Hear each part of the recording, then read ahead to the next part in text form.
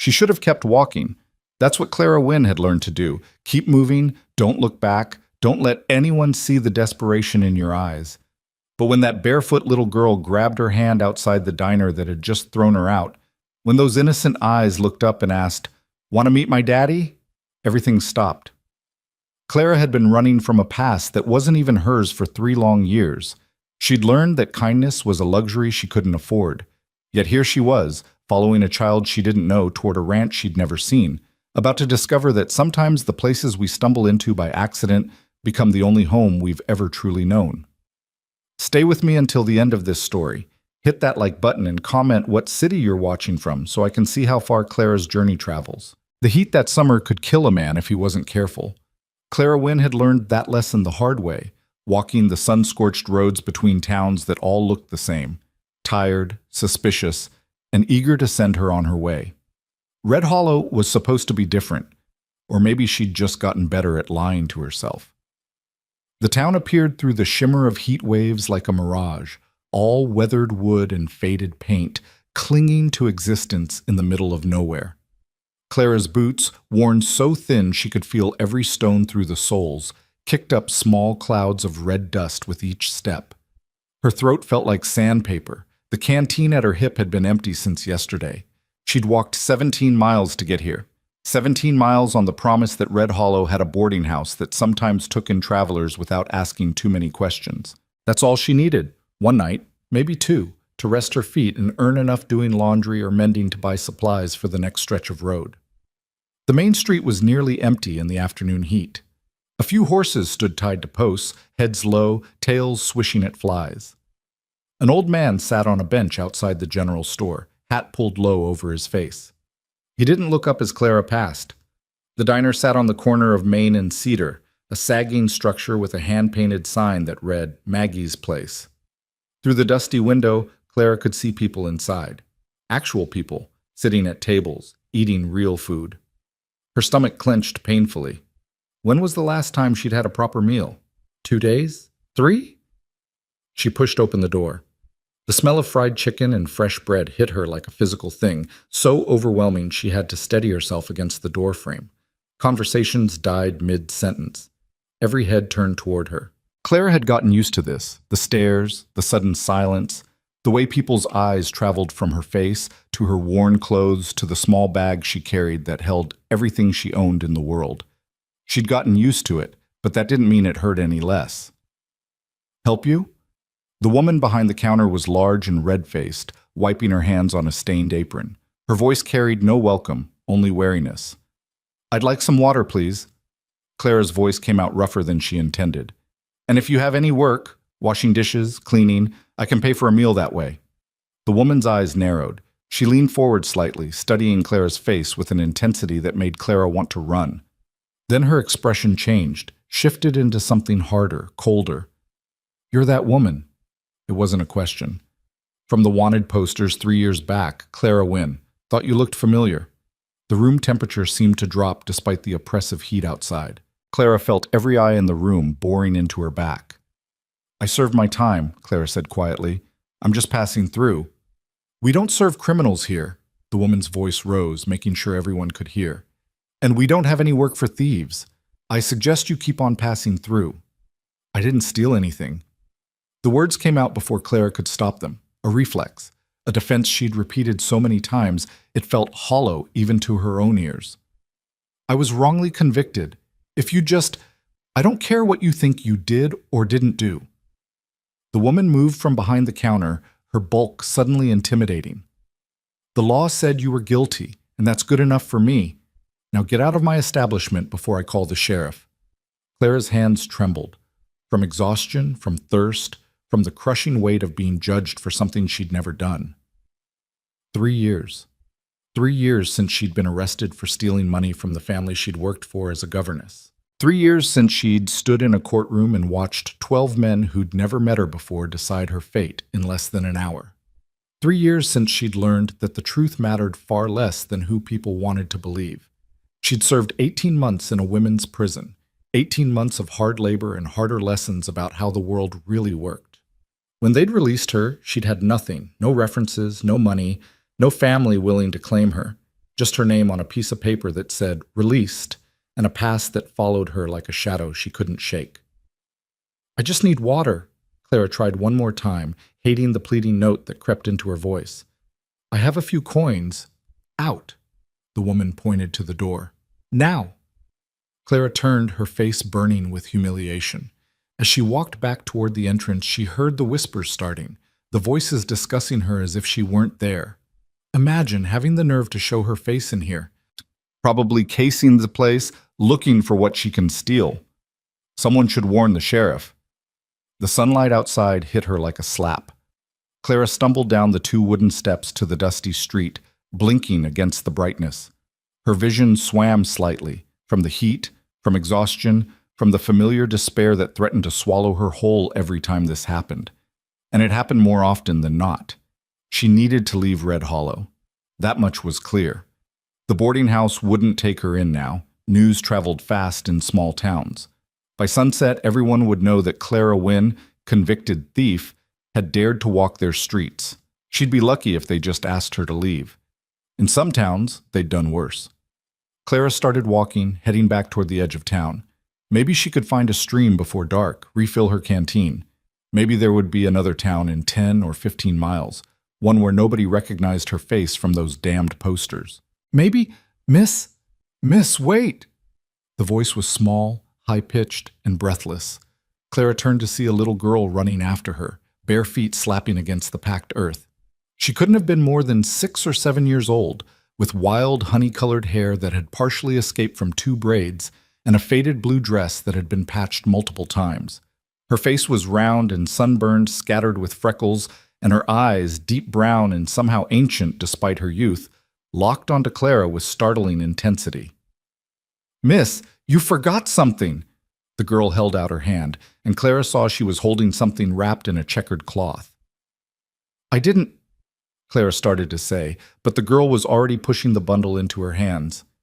"You dropped it," the child insisted, with the stubborn certainty of the very young. "When you were leaving Maggie's, I saw it fall." Clara unwrapped the cloth and found half a loaf of bread and a chunk of cheese. Her throat tightened. She looked at the girl, this small stranger with dirt on her cheeks and kindness in her eyes, and couldn't find words. "I didn't drop this," Clara finally managed. You shouldn't—" "My name's Molly," the girl interrupted, rocking back on her heels. "Molly Reed. What's your name?" "Clara." She should refuse the food she knew, should hand it back and walk away before someone saw them together and decided the convicted thief was corrupting the town's children. But her hands wouldn't cooperate. They held on to that bread like it was salvation itself. "Are you hungry, Miss Clara?" Molly tilted her head, studying her with unnerving directness. "You look hungry. My daddy says you can always tell when someone's really hungry because they get a certain look in their eyes, like they're seeing something far away." Clara's vision blurred with unexpected tears. She blinked them back furiously. "I'm fine, but thank you for this. It's very kind." "You can't be fine if you're hungry." Molly's logic was irrefutable. "Why won't Maggie give you food? She gives food to everyone. She even gave food to Mr. Peterson when he couldn't pay, and everyone says he's mean as a rattlesnake." Clara struggled for an explanation that wouldn't frighten the child. "I have a bad reputation. People don't trust me." "Why not?" The simple question hit harder than all of Maggie's accusations. Why not? Because 3 years ago, $200 had gone missing from the strongbox of the Garrett family in Silver Springs. Because Clara had been the last person to see Mrs. Garrett that day. Because Clara was just the governess, just the hired help, and the Garretts were important people with important friends. Because when it came down to a servant's word against a wealthy family's suspicions, the servant always lost. "Because I was accused of something I didn't do," Clara said quietly. "And even after serving time for it, people still think I'm guilty." Molly considered this with the seriousness of a judge. Then she reached out and took Clara's hand. Her small fingers were warm and slightly sticky, and the gesture was so unexpected, so completely trusting, that Clara felt something crack inside her chest. "My mama used to say that people are bad at seeing what's really true," Molly said. "She said they see what they expect to see, not what's actually there. Do you think that's why they can't see you're good? Clara couldn't speak. She knelt down in the dust, not caring about her already filthy skirt, and looked into this child's face. Your mama sounds like she was a very wise woman. She was. Molly's smile faltered for just a moment. She died 3 years ago. I miss her a lot. I'm sorry. Clara squeezed the small hand gently. That must be very hard. It is, but Daddy takes good care of me. He tries really hard, even though I think he's sad all the time. He pretends he's not, but I can tell. Molly brightened suddenly, as if an idea had just occurred to her. Want to meet my daddy? The question hung in the hot air between them. Clara should say no. She should thank this sweet child for her kindness, take the bread and cheese, and disappear down the road before anyone noticed they were talking. Getting involved with anyone, forming any kind of connection, that was how you got hurt. That was how you ended up hoping for things that could never be. But Molly's hand was still in hers, warm and alive and real. And Clara was so tired. Tired of running, tired of being alone, tired of being judged by people who didn't know her story.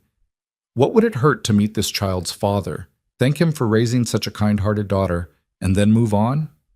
I don't want to impose, Clara said carefully. Your father might not.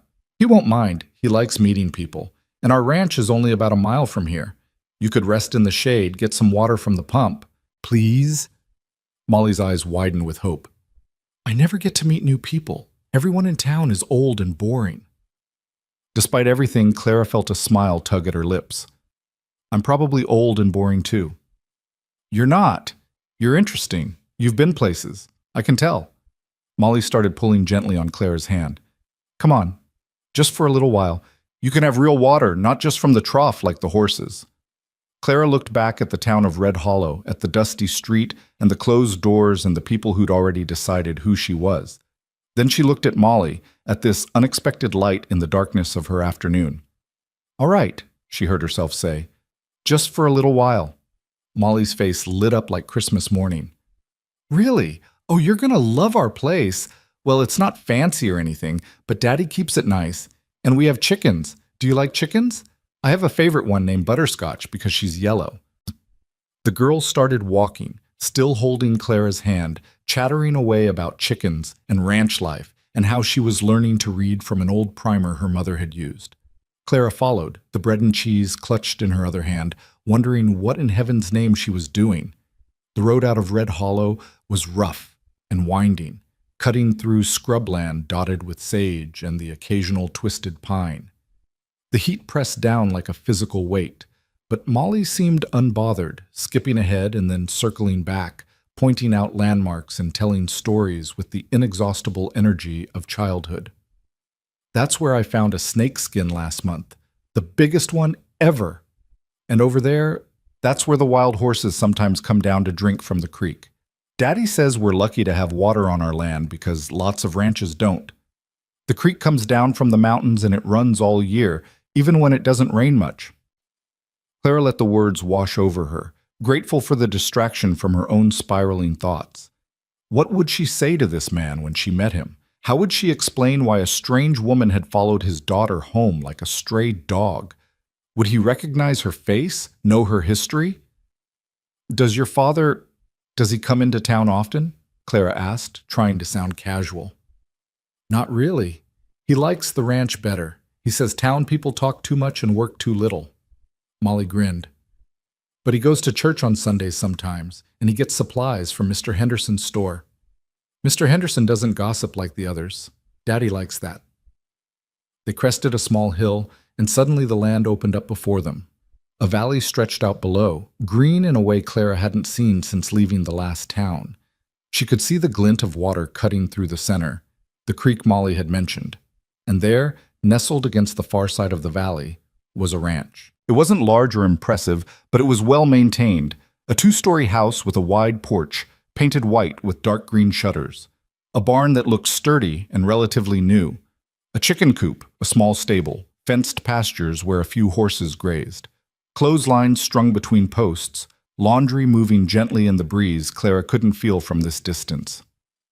That's home, Molly announced proudly. Come on! They descended into the valley, and as they got closer, Clara could see more details. The flower boxes under the windows were empty, but well built. The porch had a rocking chair that looked handmade.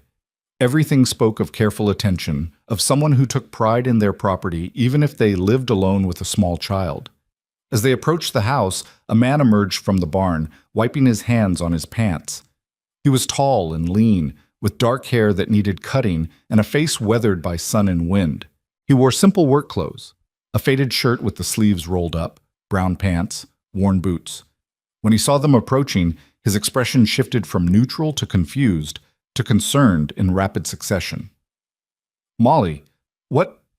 His eyes moved from his daughter to Clara, taking in her bedraggled appearance, the way she was clearly a stranger. His body language changed subtly, becoming protective. "Who's this?"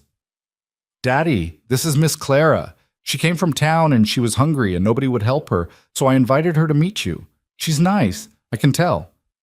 Molly spoke in a rush, as if afraid her father might interrupt before she finished her explanation. Thomas Reed, for this had to be him, looked at Clara with eyes that were wary but not unkind. They were blue, she noticed, the kind of blue that might have been warm once but had learned to guard itself. "Miss," he said, nodding slightly, "I'm Thomas Reed. I apologize if my daughter bothered you." "She didn't," Clara said quickly. "She was very kind, actually. More kind than—" She stopped herself, not wanting to complain about the town to this man who presumably had to live alongside those people. "I should go. I only walked her back to make sure she got home safe. I didn't mean to intrude." "You came from town?" Thomas's eyes sharpened.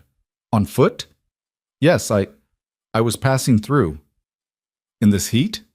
He glanced at the sky, at the sun still blazing overhead. "That's a dangerous walk without water." "I had water." The lie came automatically.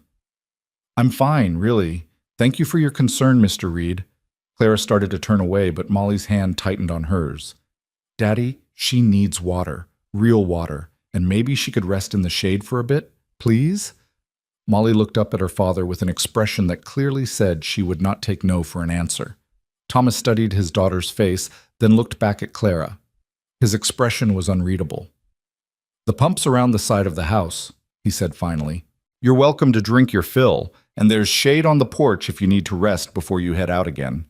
It was reluctant hospitality, offered more for his daughter's sake than out of any desire to welcome a stranger, but it was more than Clara had received anywhere else that day. "Thank you," she said quietly. "I won't stay long." She followed Molly around the side of the house, acutely aware of Thomas watching them go. The pump was exactly where he'd said it would be, a well-maintained mechanism next to a water trough.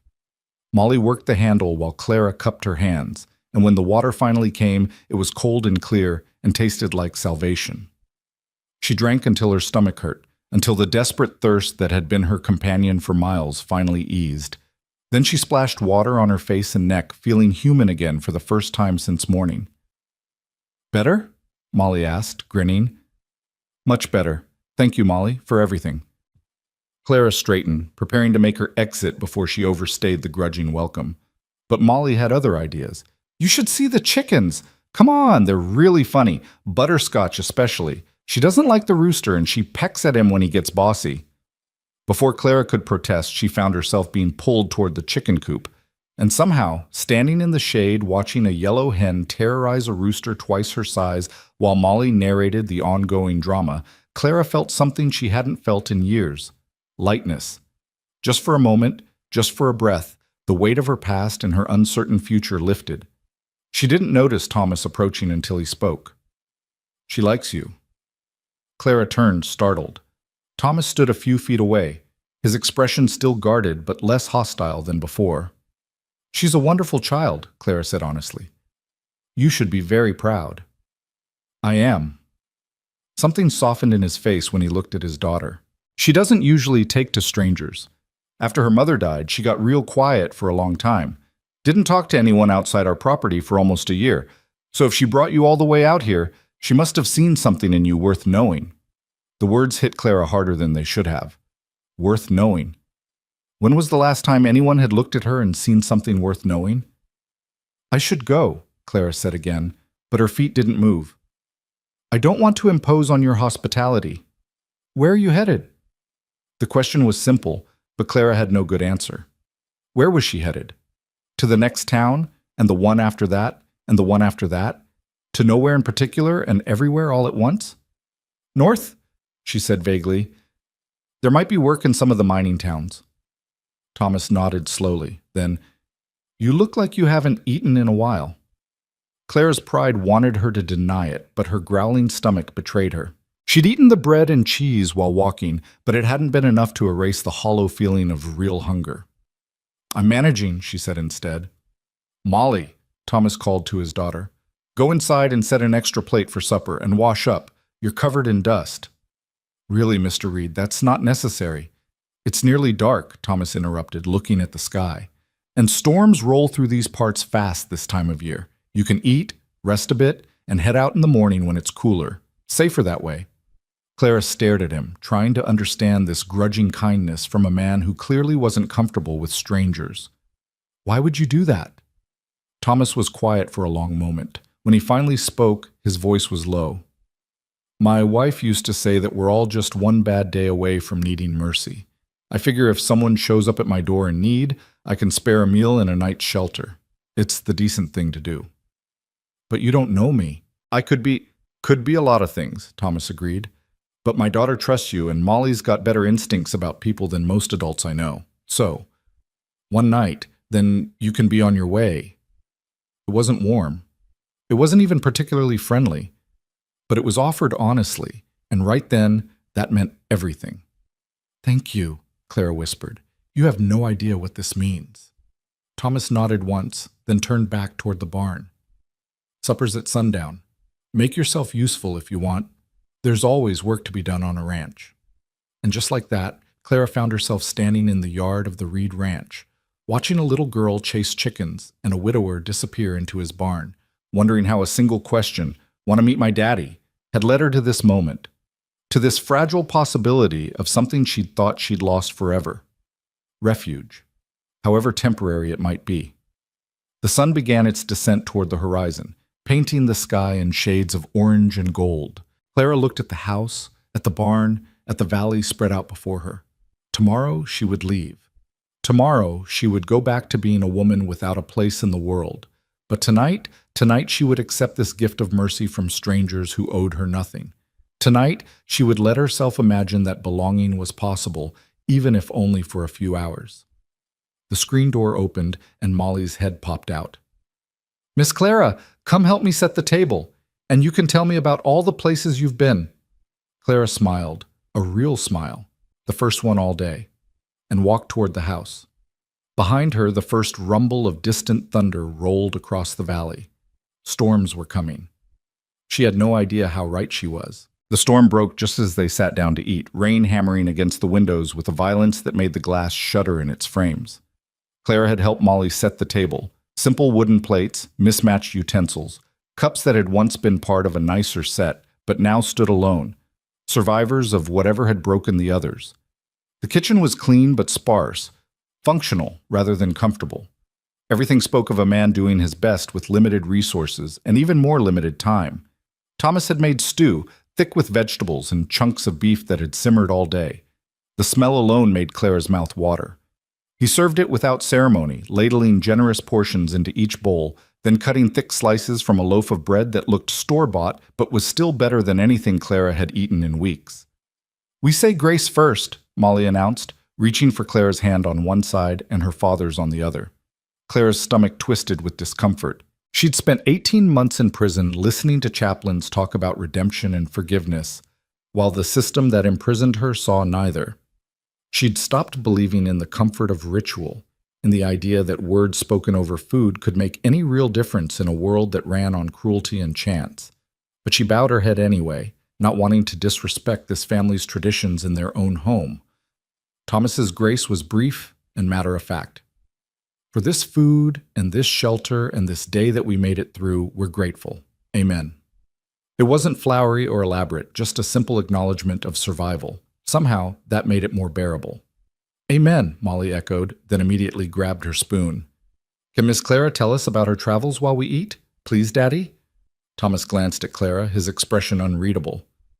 Only if she wants to. A person's business is their own. Clara took a bite of stew, buying herself time to think. The food was good, really good, seasoned carefully and cooked with patience. It tasted like someone who actually cared about the result, not just the necessity of eating. There's not much to tell, she said carefully. I've been traveling for about 2 years now, working odd jobs where I can find them. Most towns don't want strangers staying too long. Why not? Molly asked around a mouthful of bread. Molly, don't talk with your mouth full, Thomas corrected gently. The girl swallowed dramatically. Sorry, but why don't they want strangers, Miss Clara? People are afraid of what they don't know, Clara said slowly. They think if they don't know your family or your history, you might be dangerous, or you might take something from them. So it's easier to just turn people away than to take a chance. That seems mean. It does, Clara agreed. But sometimes people have good reasons to be cautious. Bad things happen, and they want to protect what's theirs. Thomas was watching her with those careful blue eyes, and Clara had the uncomfortable feeling he could see right through her vague explanations to the truth underneath. But he didn't press, just continued eating his stew in measured bites. Did you have a family? Molly asked, her natural curiosity undaunted by adult discomfort with personal questions. Before you started traveling? Clara's spoon paused halfway to her mouth. I did. My parents died when I was young. Fever took them both within a week of each other. I had an older brother, but he went west to try his luck in the gold fields. I haven't heard from him in almost 10 years. That's sad, Molly said with the blunt empathy of childhood. Were you lonely? Sometimes. Clara forced herself to keep eating, though the food had lost some of its appeal as memories she usually kept buried began to surface. But I found work as a governess, teaching children. That helped. What's a governess? Molly leaned forward, interested. Someone who lives with a family and teaches their children, reading, writing, arithmetic, sometimes music or art. It's like being a teacher, but you live in the house with the family you work for. That sounds nice. Did you like it? Clara thought about the Garrett family, about the 2 children she genuinely cared for, about Mrs. Garrett's coldness and Mr. Garrett's wandering hands that she'd learned to avoid, about the day the money went missing and how quickly affection had turned to accusation. Parts of it, she said neutrally. Thomas cleared his throat. Molly, let Miss Clara eat her supper in peace. You can talk her ear off after we're done. But I want to know more about Molly. Thomas's voice was firm but not harsh. We have a guest. That means we practice hospitality, which includes not interrogating her like a circuit judge. Molly subsided, though her expression suggested this was only a temporary retreat. Clara felt a rush of gratitude toward Thomas for creating space she desperately needed. They ate in silence for a while, accompanied only by the sound of rain and the occasional rumble of thunder. Clara tried not to eat too quickly, tried not to show how hungry she really was, but the warmth and safety of the kitchen combined with actual food made it difficult to maintain dignity. She ended up accepting a second helping when Thomas offered it without comment, and when she finally set down her spoon, she felt more human than she had in months. Thank you, she said quietly. That was excellent. Thomas nodded once, acknowledging the compliment. Coffee? If it's not too much trouble. He rose and moved to the stove where a battered pot sat warming. As he poured 3 cups, adding generous milk to Molly's, Clara took the opportunity to really look at him. He moved with the economy of someone used to living alone, each gesture efficient and practiced. His hands were scarred and calloused from hard work, but they handled the cups with surprising care. There was a weariness to him that went deeper than physical exhaustion, a heaviness that Clara recognized because she carried it herself. This was a man who had learned to function through grief, she realized, who had figured out how to make meals and raise a child and run a ranch while carrying a weight that never truly lifted. She wondered what his wife had been like, this woman Molly missed, and Thomas never mentioned. Miss Clara, you can sleep in the guest room, Molly announced, apparently having forgiven the earlier restrictions on her questioning. It's upstairs next to my room. We don't usually have guests, so it might be dusty, but Daddy keeps the bed made just in case. Just in case of what? Clara asked. Molly shrugged. That's what Mama used to say. Always keep the guest room ready, just in case someone needs shelter. She said you never know when you might be entertaining angels unaware.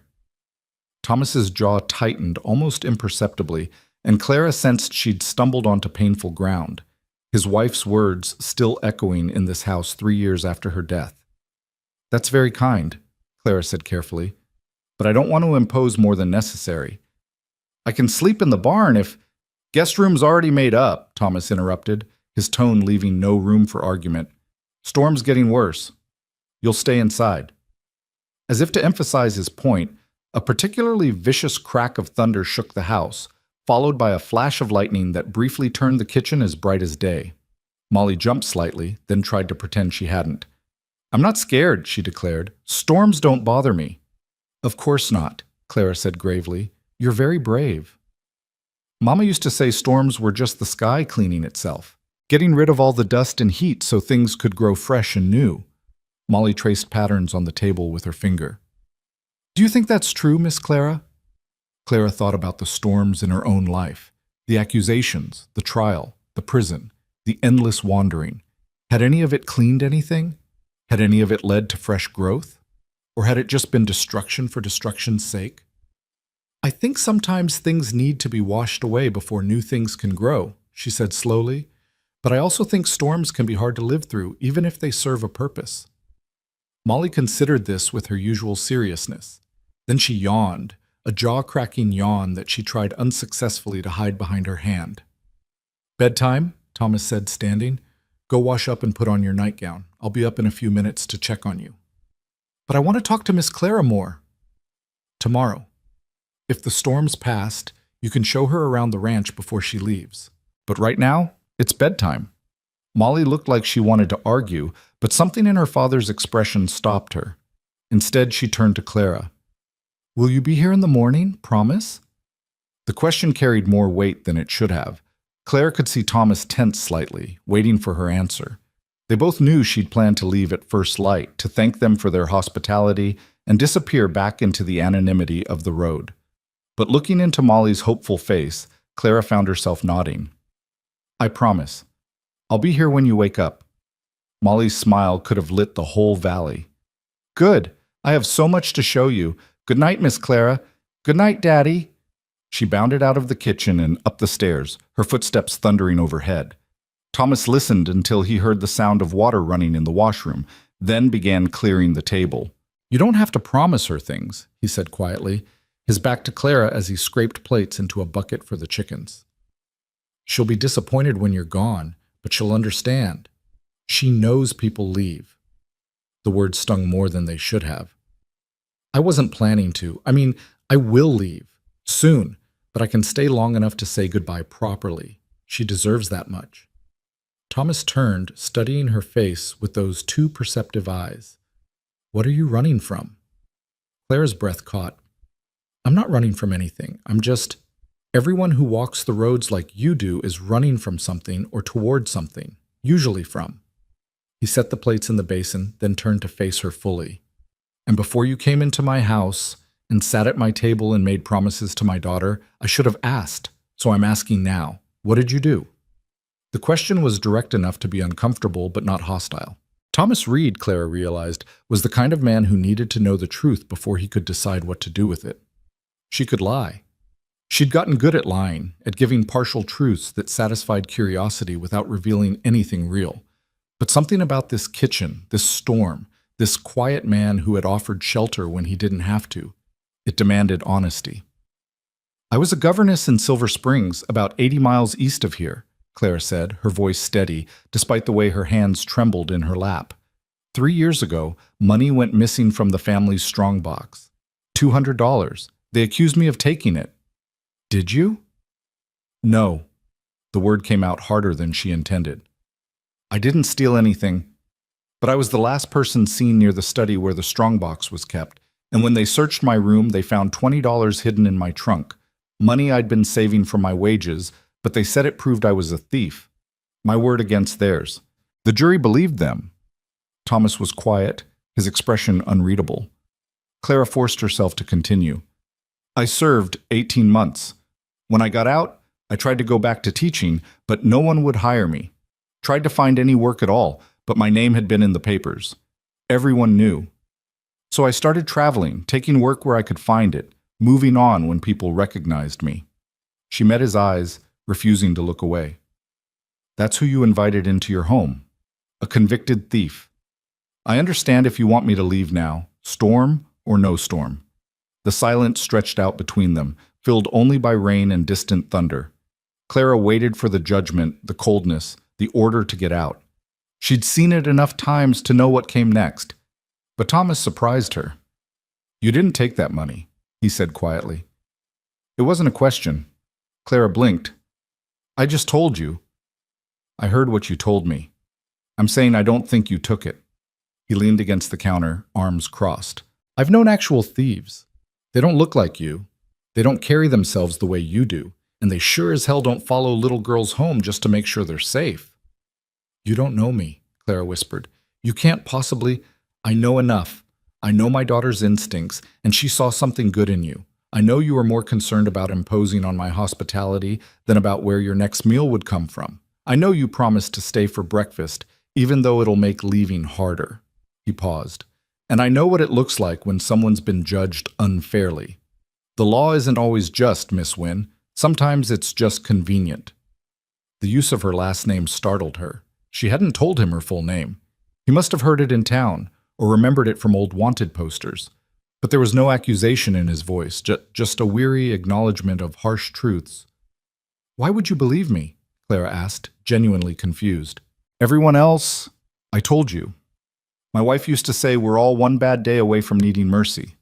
Thomas's voice softened slightly. She also used to say that the people quickest to judge others are usually the ones most afraid of being judged themselves. I learned to listen to her wisdom. Wish I'd listened better while she was still here to share it. The grief in those last words was raw enough to make Clara look away. She focused on her coffee cup, on the dark liquid inside it, on anything but the sudden vulnerability in this guarded man's face. I'm sorry about your wife, she said quietly. Molly clearly loved her very much. We both did. Thomas cleared his throat, pushing away from the counter. Storm's not letting up. I'll show you to the guest room. Washroom's at the end of the hall if you need it. There should be clean towels in the cabinet. He was closing off again, Clara realized, pulling back from the brief moment of openness. She understood the instinct. She did the same thing herself, all the time. Still, she found herself wishing she could say something, anything, that would let him know she recognized his grief and honored it. But the right words wouldn't come, so she simply followed him up the narrow staircase, their footsteps creaking on the old wood. The second floor was small, just 3 doors along a short hallway. Thomas pointed to each in turn. That's Molly's room. That's mine. And this one's yours for tonight. He opened the third door, revealing a small room with a single bed, a dresser, and a window that looked out over the valley. True to Molly's warning, there was a thin layer of dust on the surfaces, but the bed was indeed made up with clean sheets and a faded quilt. A kerosene lamp sat on the dresser next to a basin and pitcher. It's not fancy, Thomas said, almost apologetically. It's perfect, Claire replied honestly. Thank you, Mr. Reed, for all of this. He nodded once, then hesitated in the doorway. You know, you could stay a few days if you wanted. The storm's probably going to wash out some of the roads anyway, make traveling difficult. And I could use help around here. Molly's been after me to hire someone to help with the house and the chickens, maybe do some cooking so I can focus on the ranch work. I can pay wages. Nothing much, but fair. Clara stared at him, certain she'd misheard. You're offering me work? After what I just told you? I'm offering work to someone who needs it, and who I think would do it well, yes or no? Every instinct Clara had developed over the past 2 years screamed at her to say no. Don't stay. Don't get attached. Don't start hoping for stability when you know it'll just be torn away. Keep moving. Stay safe through motion. But another part of her, a part she'd thought was dead, whispered different counsel. What if you stayed? What if, just this once, you let yourself rest? What if this strange little family is offering exactly what you need? Just a few days? She asked carefully. However long makes sense. For both of us. Thomas shifted his weight, uncomfortable with the prolonged conversation. Think about it. Let me know in the morning. He left before she could respond, pulling the door closed behind him. Clara stood in the center of the small room, listening to his footsteps retreat down the hall, hearing the murmur of his voice as he checked on Molly, the creak of his own door closing. She moved to the window and looked out at the storm-darkened valley. Lightning illuminated the landscape in brief, brilliant flashes, the barn, the fences, the creek running high with rainwater. It was a good piece of land, she thought, the kind of place where you could build something that lasted, if you had the strength and the help to do it. The kind of place she'd never thought she'd see again, much less be invited to stay in. Clara turned from the window and began to undress, her movements mechanical as her mind spun. She washed using the cold water in the pitcher, then slipped into the bed wearing her chemise, pulling the quilt up to her chin. The sheets smelled like lavender and dust, like something that had been carefully preserved but rarely used. The guest room, kept ready just in case someone needed shelter. She thought about Molly's words, about entertaining angels unaware, about Thomas's wife who had apparently believed in radical hospitality even in this harsh land. What kind of woman must she have been? What kind of life had she built here before death took her away?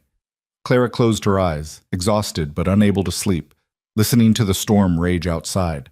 Tomorrow she would have to decide. Stay or go? Accept this unexpected offer or stick to the safety of constant motion? The smart choice was clear. The safe choice was obvious. But somewhere between the diner's rejection and Molly's invitation, between the charity of bread and cheese and Thomas's matter-of-fact belief in her innocence, Clara had started to question whether the smart choice and the right choice were the same thing. She was still questioning when sleep finally claimed her, dragging her down into dreams where she stood at crossroads that stretched endlessly in all directions, trying to decide which way led home.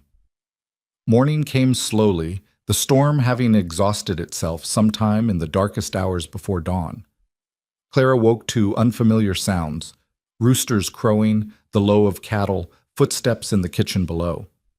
For a moment she didn't remember where she was, panic rising in her chest until her eyes focused on the small window and memory returned. The Reed Ranch, Thomas, and Molly. The offer of work. She dressed quickly in yesterday's clothes, the only clothes she had, and tried to make herself presentable with the water from the pitcher. Her hair was a lost cause, tangled from days without proper care, but she did her best to braid it back. She looked like exactly what she was, a woman with nothing, dependent on charity. When she came downstairs, she found Thomas already gone and Molly sitting at the kitchen table, swinging her legs and eating what looked like cornmeal mush with honey. "Good morning," Molly chirped, bright-eyed and cheerful despite the early hour. "Daddy's doing the morning chores. He said to tell you there's mush in the pot and coffee on the stove and you should eat before everything gets cold." Clara served herself, grateful for the continued hospitality, even as she wondered how much longer it could last.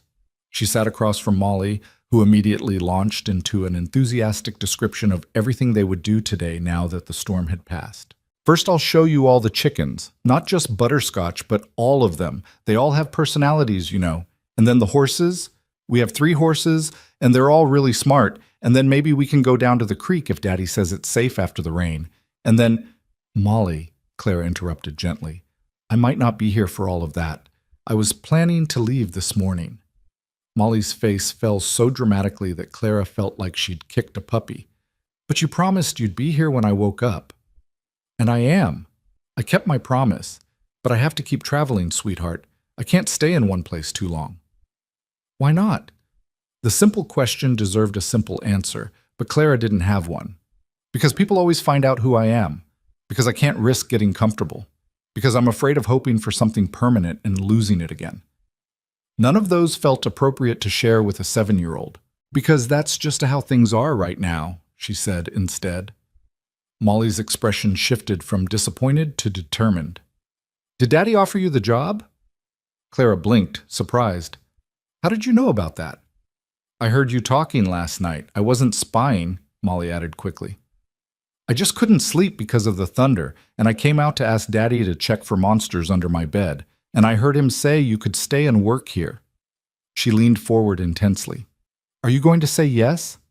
"I don't know. It's complicated." "Why is it complicated? We need help, and you need work. Daddy said so." Out of the mouths of babes, Clara thought. When you stripped away all the fear and self-protection, It really was that simple. They needed help. She needed work. The math wasn't hard, but math didn't account for the risk of staying, of letting these people, this sweet child and her grieving father, get close enough to hurt when Clara inevitably had to leave. Because she would have to leave eventually. People always found out. Her past always caught up. "Let me talk to your father," Clara said finally. "But Molly, you need to understand something. Even if I stay for a little while, I probably can't stay forever. At some point, I'll have to move on. That's just reality." "But maybe you won't have to," Molly said stubbornly. "Maybe this time it'll be different." Clara didn't have the heart to explain that it never was. Thomas returned as they were finishing breakfast, bringing with him the smell of hay and animals and fresh air. He nodded to Clara, then ruffled his daughter's hair. "Morning. Storm do any damage?" Clara asked. "Lost part of a fence in the north pasture. Nothing major." He poured himself coffee, then turned to look at her directly. "You still planning to leave today?" Molly watched them both with wide, hopeful eyes. Clara took a breath. Smart choice or right choice? Safe choice or honest choice? She'd spent 2 years choosing safety, and where had it gotten her? Alone, hungry, desperate, and exhausted. "If the offer's still good," she heard herself say, "I'd like to stay, for a little while. See how it works out." Molly's squeal of delight was loud enough to wake any creatures still sleeping in the county. She launched herself at Clara with the full force of her small body, wrapping skinny arms around Clara's waist. "You're staying! You're really staying! I knew you would! I knew it!" Thomas's expression didn't change much, but Clara thought she saw something ease in his shoulders, some tension she hadn't even noticed dissipating. "All right then," he said simply. "Welcome to the Reed Ranch, Miss Wynne. Let's talk terms." They worked it out over the next hour. Clara would help with cooking, cleaning, mending, tending the chickens and the kitchen garden. She'd get room and board plus a small wage paid weekly. Either party could end the arrangement with a day's notice. It was businesslike and fair, nothing sentimental about it. But when Molly grabbed her hand and pulled her outside to start the promised tour, chattering nonstop about everything they would do together, Clara felt something she hadn't felt in years. Possibility. Not certainty. She was too familiar with disappointment for that. But possibility. The faint, fragile hope that maybe, just maybe, this strange turn of events could lead somewhere good. She had no idea how right she was, or how much more complicated it would become. But for now, in the clear morning after the storm, with a child's hand warm in hers and honest work waiting, Clara allowed herself to believe that maybe Molly was right. Maybe this time would be different. The first week passed in a blur of work and adjustment. Clara threw herself into the rhythm of ranch life with a determination that bordered on desperate. She woke before dawn to start the stove and make breakfast. She collected eggs, fed chickens, weeded the kitchen garden that had grown wild in the years since Thomas's wife had tended it. She scrubbed floors and washed clothes and mended shirts that had been patched so many times they were more repair than original fabric. Thomas watched her with those careful blue eyes, but said little. He was a man of few words, Clara learned quickly. He gave instructions once and expected them to be remembered. He didn't hover or criticize, but he noticed everything. When the coffee was stronger, when the bread rose higher, when the chickens started laying more consistently because their feed schedule had been regularized. "You're good at this," he said one evening as they stood on the porch after Molly had gone to bed. It was the first real compliment he'd given, and Clara felt it settle warm in her chest. "I had good training," she replied. "My mother taught me to run a household before she died, and I learned more as a governess. The Garretts expected me to help with household management when I wasn't teaching the children." Thomas nodded slowly. "They were fools to accuse you. Their loss." The simple statement of faith in her innocence shouldn't have meant as much as it did, but Clara found herself blinking back unexpected tears, grateful for the darkness that hid her face. "Thank you for saying that. Just truth." Thomas shifted his weight, uncomfortable with emotional directness. "You planning to stay past the trial period?" They'd agreed on 2 weeks initially, a test run to see if the arrangement worked for both of them. That time was nearly up. "If you'll have me," Clara said quietly, "the work suits me. And Molly thinks you hung the moon," Thomas interrupted, the ghost of a smile crossing his face. Haven't seen her this happy since before her mama died. That's worth something. She's a special child. You've done well with her. I've done what I could. But a girl needs more than a grieving father can give." He paused, then added carefully, "She needs someone who can teach her things. Woman things. How to be in the world. You're good at that." It was the most he'd said at once since she'd arrived, and Clara understood what it cost him to admit he needed help, that he couldn't do everything alone. "I'll stay then," she said, "as long as it works for both of us." Thomas nodded once, satisfied, and that was that. No formal contract, no elaborate discussion, just an agreement between two people who'd found themselves unexpectedly necessary to each other. The days developed their own rhythm after that. Clara began to feel less like a temporary guest and more like part of the household. She learned that Thomas liked his coffee black and strong, that Molly would eat vegetables without complaint if they were hidden in soup, that the house creaked in certain ways when wind came from the north. She learned which floorboards squeaked and how to avoid them when checking on Molly at night. She learned that Thomas sometimes couldn't sleep and would sit on the porch for hours, staring out at the valley as if waiting for something that would never come. She learned, too, that there were parts of the house she wasn't allowed to touch. It happened 2 weeks into her stay, when she was doing a thorough cleaning of the downstairs rooms. She'd been working her way through the parlor, a room that clearly saw little use, when she noticed a rocking chair positioned by the window. It was beautiful, made of dark wood with delicate carved details, and obviously well-maintained despite the dust that covered everything else in the room. Without thinking, Clara reached out to dust it. "Don't!" Thomas's voice came from the doorway, sharp enough to make her jump. She turned to find him standing there, his expression harder than she'd ever seen it. "I'm sorry, I was just—" "Leave it alone." He crossed the room in 3 strides and positioned himself between Clara and the chair, as if protecting it from her. "That chair doesn't get touched, or moved, or dusted. It stays exactly as it is." Clara stepped back, hands raised in surrender. "Of course. I didn't know. I'm sorry." Thomas's jaw worked, and for a moment she thought he might explain. But then the hardness in his face shifted into something more familiar, the careful blankness he wore when emotion threatened to surface. "Just leave this room alone. I'll handle it when it needs handling." He left without another word, and Clara stood alone in the dusty parlor, staring at the untouched rocking chair and understanding with sudden, painful clarity this had been his wife's chair. This whole room, probably, had been hers, and Thomas had preserved it exactly as she'd left it, unable or unwilling to let any part of her go. Clara finished her cleaning in the other rooms, but her mind kept returning to that chair, to the rawness in Thomas's voice, to the grief that obviously still lived in this house like an uninvited guest. That night, after Molly was asleep, Clara found Thomas on the porch again. He didn't acknowledge her presence when she sat in the other chair, but he didn't send her away either. "Her name was Elizabeth," he said finally, his voice low. "Everyone called her Beth. She loved that chair. Her father made it for her when we got married. She'd sit there in the evenings and sew, or read, or just look out at the valley. Said it was her favorite spot in the whole house." Clara waited, sensing there was more. "She died in the winter 3 years ago, fell through ice on the creek. By the time I found her—" He stopped, swallowed hard. "Molly was 4, too young to really understand. She just knew Mama wasn't coming home." "I'm so sorry," Clara whispered. I can't imagine. I've kept that room the way it was. Haven't touched anything.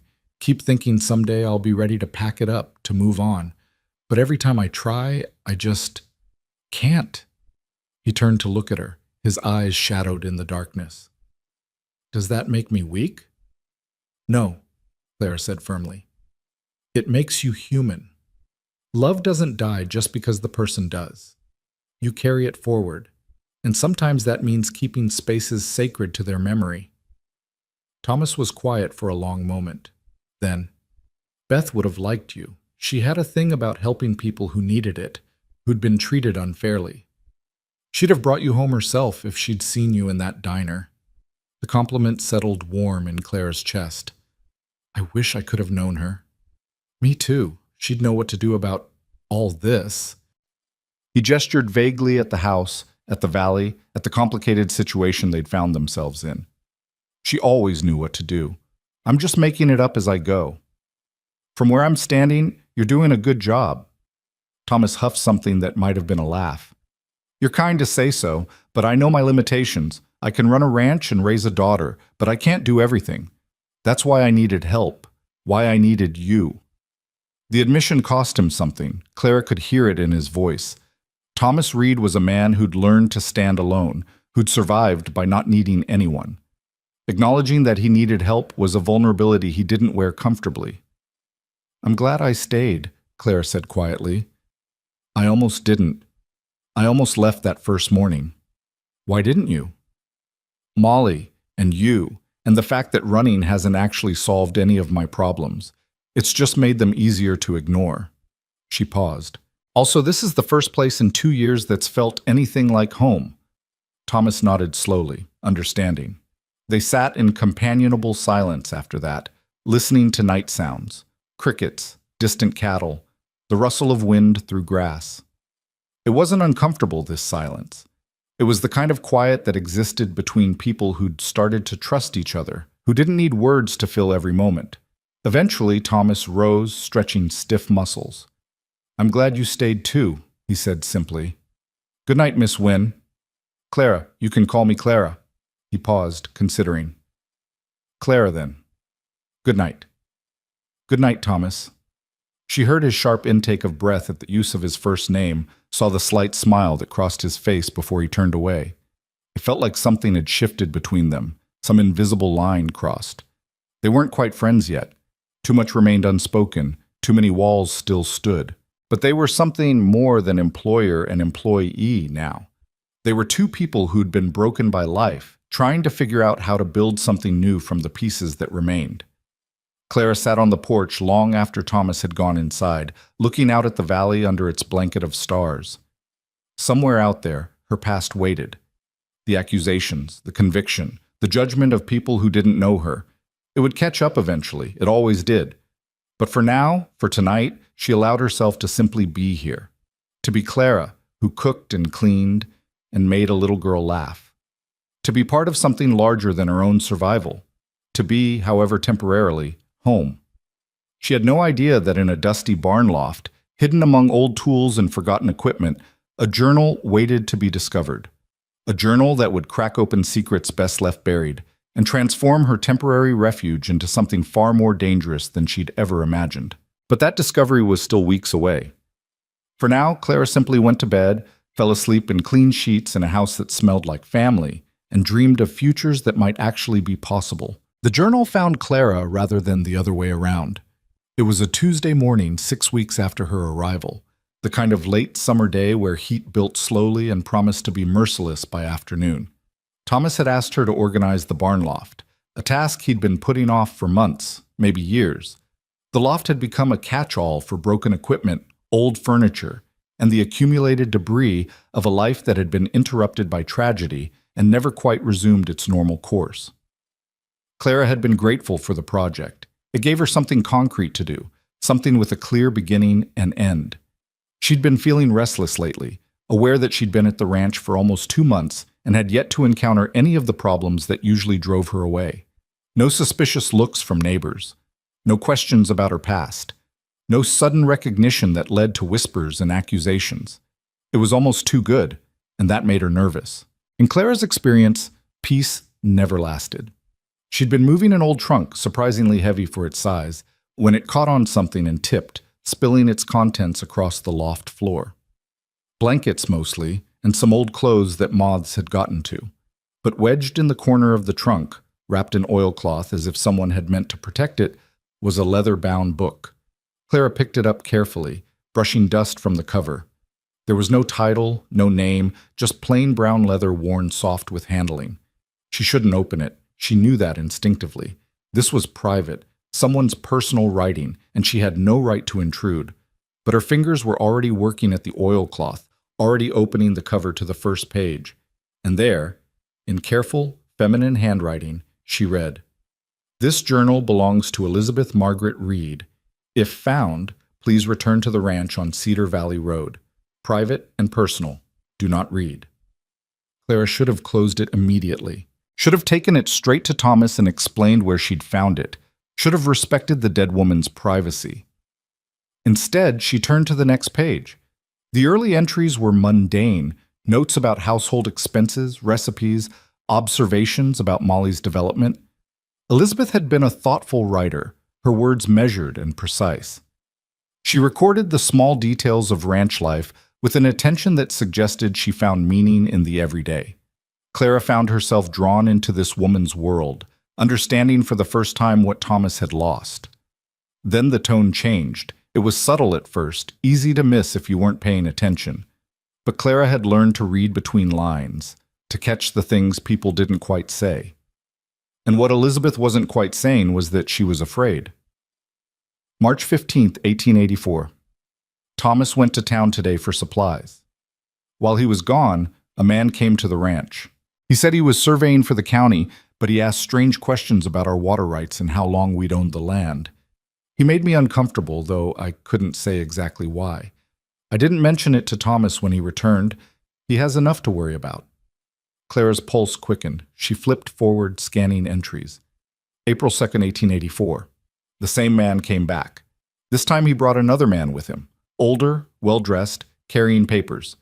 They said there was a dispute about our land deed, something about unclear boundaries with the property to the west. They wanted to see our documentation. I told them Thomas handles all legal matters, and they'd need to speak with him. The older man smiled, but it didn't reach his eyes. He said they'd be back. April 20th, 1884. Thomas went to the county office today to check on our deed.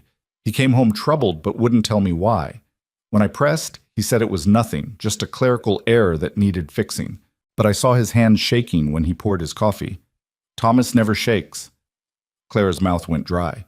She sat down hard on an old crate, the journal clutched in her hands, reading faster now. May 10th, 1884. I can't shake the feeling we're being watched. Yesterday I saw someone on horseback on the ridge overlooking our property, just sitting there looking down at the house. When I mentioned it to Thomas, he got angry, not at me, but at the situation. He finally admitted that someone is trying to buy our land, and when he refused to sell, they started making threats. Legal threats, he says. Claims that our deed is invalid, that the boundaries are wrong, that we don't own what we think we own. May 28, 1884. Thomas hired a lawyer in Red Hollow. It's costing money we don't have, but he says we need legal representation. The lawyer's name is James Carlyle. He seems competent, but I don't trust him. Maybe I don't trust anyone anymore. June 15th, 1884. I went to town alone today while Thomas was mending fence. I needed to understand what's happening, so I went to the county records office. The clerk was suspicious at first, but I told him I was researching property history for a school project. He showed me the deed books. Our land is there, recorded properly, but I noticed something odd. There are at least 5 other properties in the valley with similar disputes noted in the margins, all within the past 2 years, all owned by small ranchers, all being challenged by the same company, Western Valley Holdings. Clara's breath caught. She'd heard that name before. Where? It nagged at her, just out of reach. July 4th, 1884. I've been making my own inquiries, quietly. I've learned that Western Valley Holdings is owned by a consortium of investors, but the actual decision-makers are a small group of men from Red Hollow. I recognize 2 of the names, Martin Garrett and Harrison Webb. Garrett is on the town council. Webb owns the bank. These are powerful men, and they want something in this valley badly enough to systematically steal it from people who can't afford to fight back. Martin Garrett. Clara's vision blurred. Martin Garrett of Silver Springs? Could it be the same man? The father of the family she'd worked for, the man whose missing money had sent her to prison? Her hands trembled as she turned pages, now desperate to understand. August 1st, 1884. I've discovered something terrible. While researching at the county office, I found records of other governesses, servants, and hired help who've been accused of theft in the past 3 years. Always in families connected to Western Valley Holdings. Always right before those families faced financial pressure or legal disputes. I can barely write this. I think they're manufacturing criminals to discredit witnesses or create leverage. Clara felt the world tilt sideways. The words on the page swam before her eyes. August 15th, 1884. I confronted our lawyer, Carlyle, with what I'd learned. He denied everything, but I saw the truth in his face. He's part of it. They've infiltrated the legal system itself. I'm gathering documentation, hiding copies where they won't think to look. I need proof before I can go to authorities outside Red Hollow. But I'm running out of time. Thomas has been asked to sign papers that Carlyle assures him are routine legal documents to clarify our deed. But I've seen similar papers in the county records. Once signed, they transfer property rights without the owner fully understanding what they've agreed to. September 2nd, 1884. Thomas signed the papers. He came home looking relieved, said Carlyle assured him this would resolve everything. I couldn't tell him the truth. How do you tell your husband he's been betrayed by the man he trusted to protect him? That he's just signed away his land? I've hidden copies of everything I've found in the loft, wrapped in oilcloth inside my old trunk. If anything happens to me, someone needs to know the truth. The entries ended there, abruptly, mid-crisis. Clara checked the date of the last entry, September 2nd, 1884. Elizabeth had died that December, 4 months after realizing the trap they'd walked into. 4 months of carrying that terrible knowledge alone. Clara's mind raced, pieces falling into place with sickening clarity. Elizabeth had discovered a conspiracy to steal land from small ranchers. She'd realized the legal system was compromised. She'd hidden documentation as evidence. And then she'd died in what everyone called an accident, falling through ice on the creek. But what if it hadn't been an accident? Clara stood abruptly, the journal clutched to her chest, and nearly collided with Thomas, who was climbing up the ladder into the loft. I heard something fall, he said, his eyes moving from her face to the book in her hands. What's that? Clara's mouth opened, but no words came. How could she explain? How could she tell him that his wife had discovered something dangerous, that the papers he'd signed had been part of a fraud, that everything he thought he knew about her death might be a lie? It's Beth's journal, she finally managed. I found it in a trunk. Thomas, you need to read this. You read my wife's private journal? His voice was dangerously quiet. I didn't mean to. I opened it before I realized what it was, and then I saw... Thomas, this is important. She discovered something about your land, about the men who... Give it to me. He held out his hand, his expression hard as stone. Clara handed it over, feeling like she'd just betrayed both of them. Thomas took the journal carefully, almost reverently, then turned and descended the ladder without another word. She found him an hour later on the porch, the journal open on his lap, his face gray as ash. He didn't look up when she sat down beside him. You read all of it? His voice was hoarse. Yes. I'm sorry.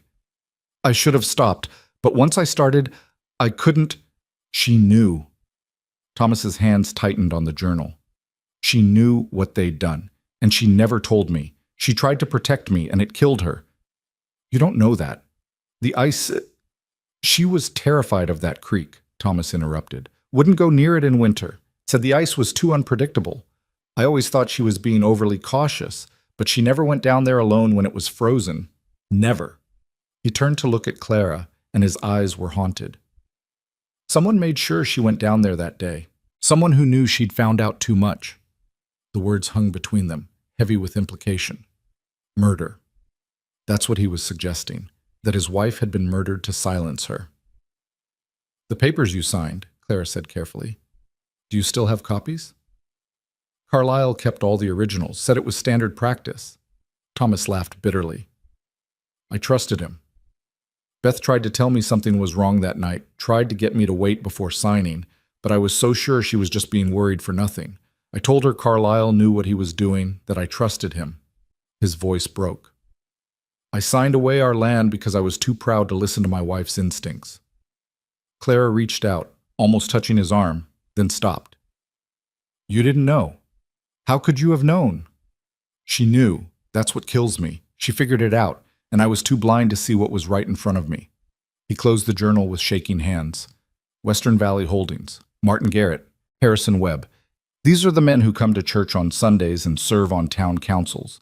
These are the men who everyone respects.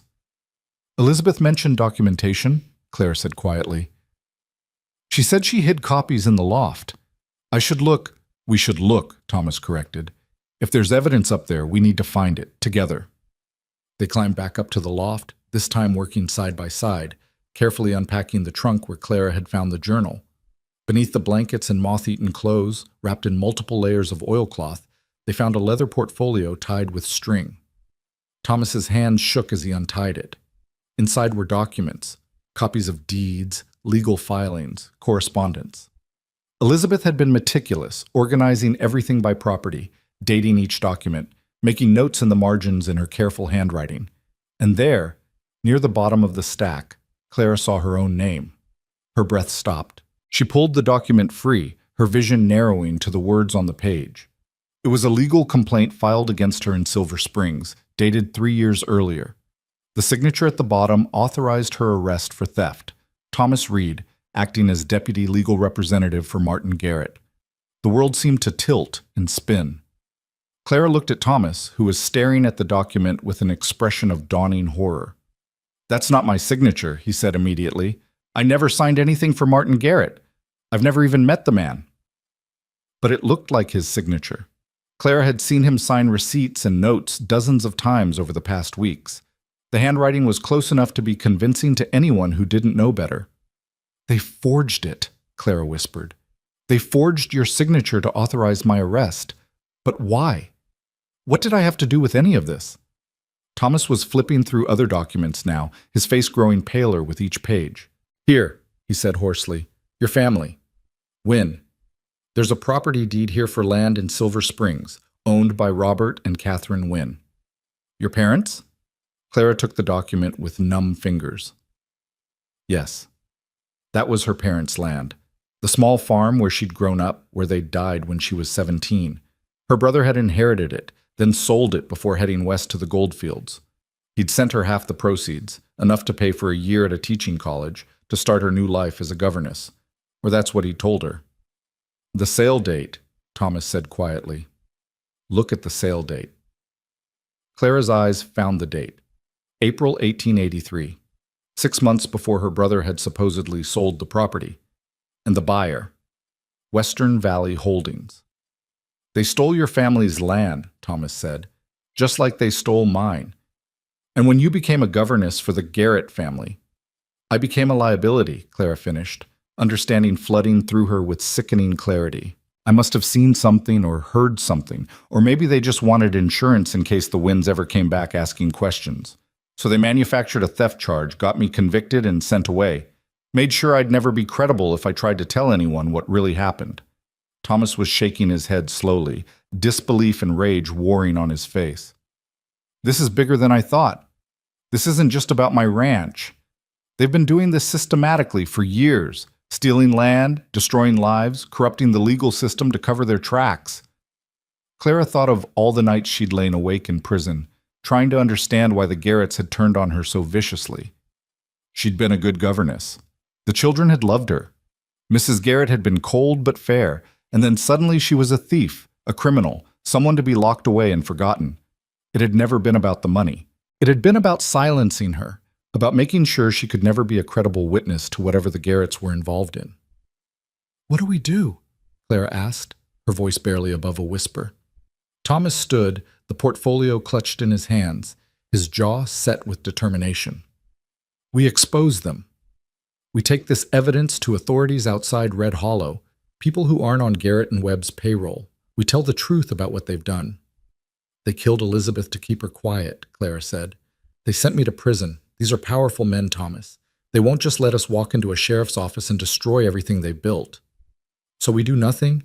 We let them get away with murder and theft and ruining lives?" Thomas's eyes blazed with something Clara hadn't seen before. Righteous anger, hot and fierce. "Beth died trying to stop them. I won't dishonor her memory by staying silent. I'm not saying we stay silent. I'm saying we need to be smart about this. We need a plan." Before Thomas could respond, they heard Molly's voice calling from below. "Daddy? Miss Clara? Lunch is ready. I made sandwiches all by myself."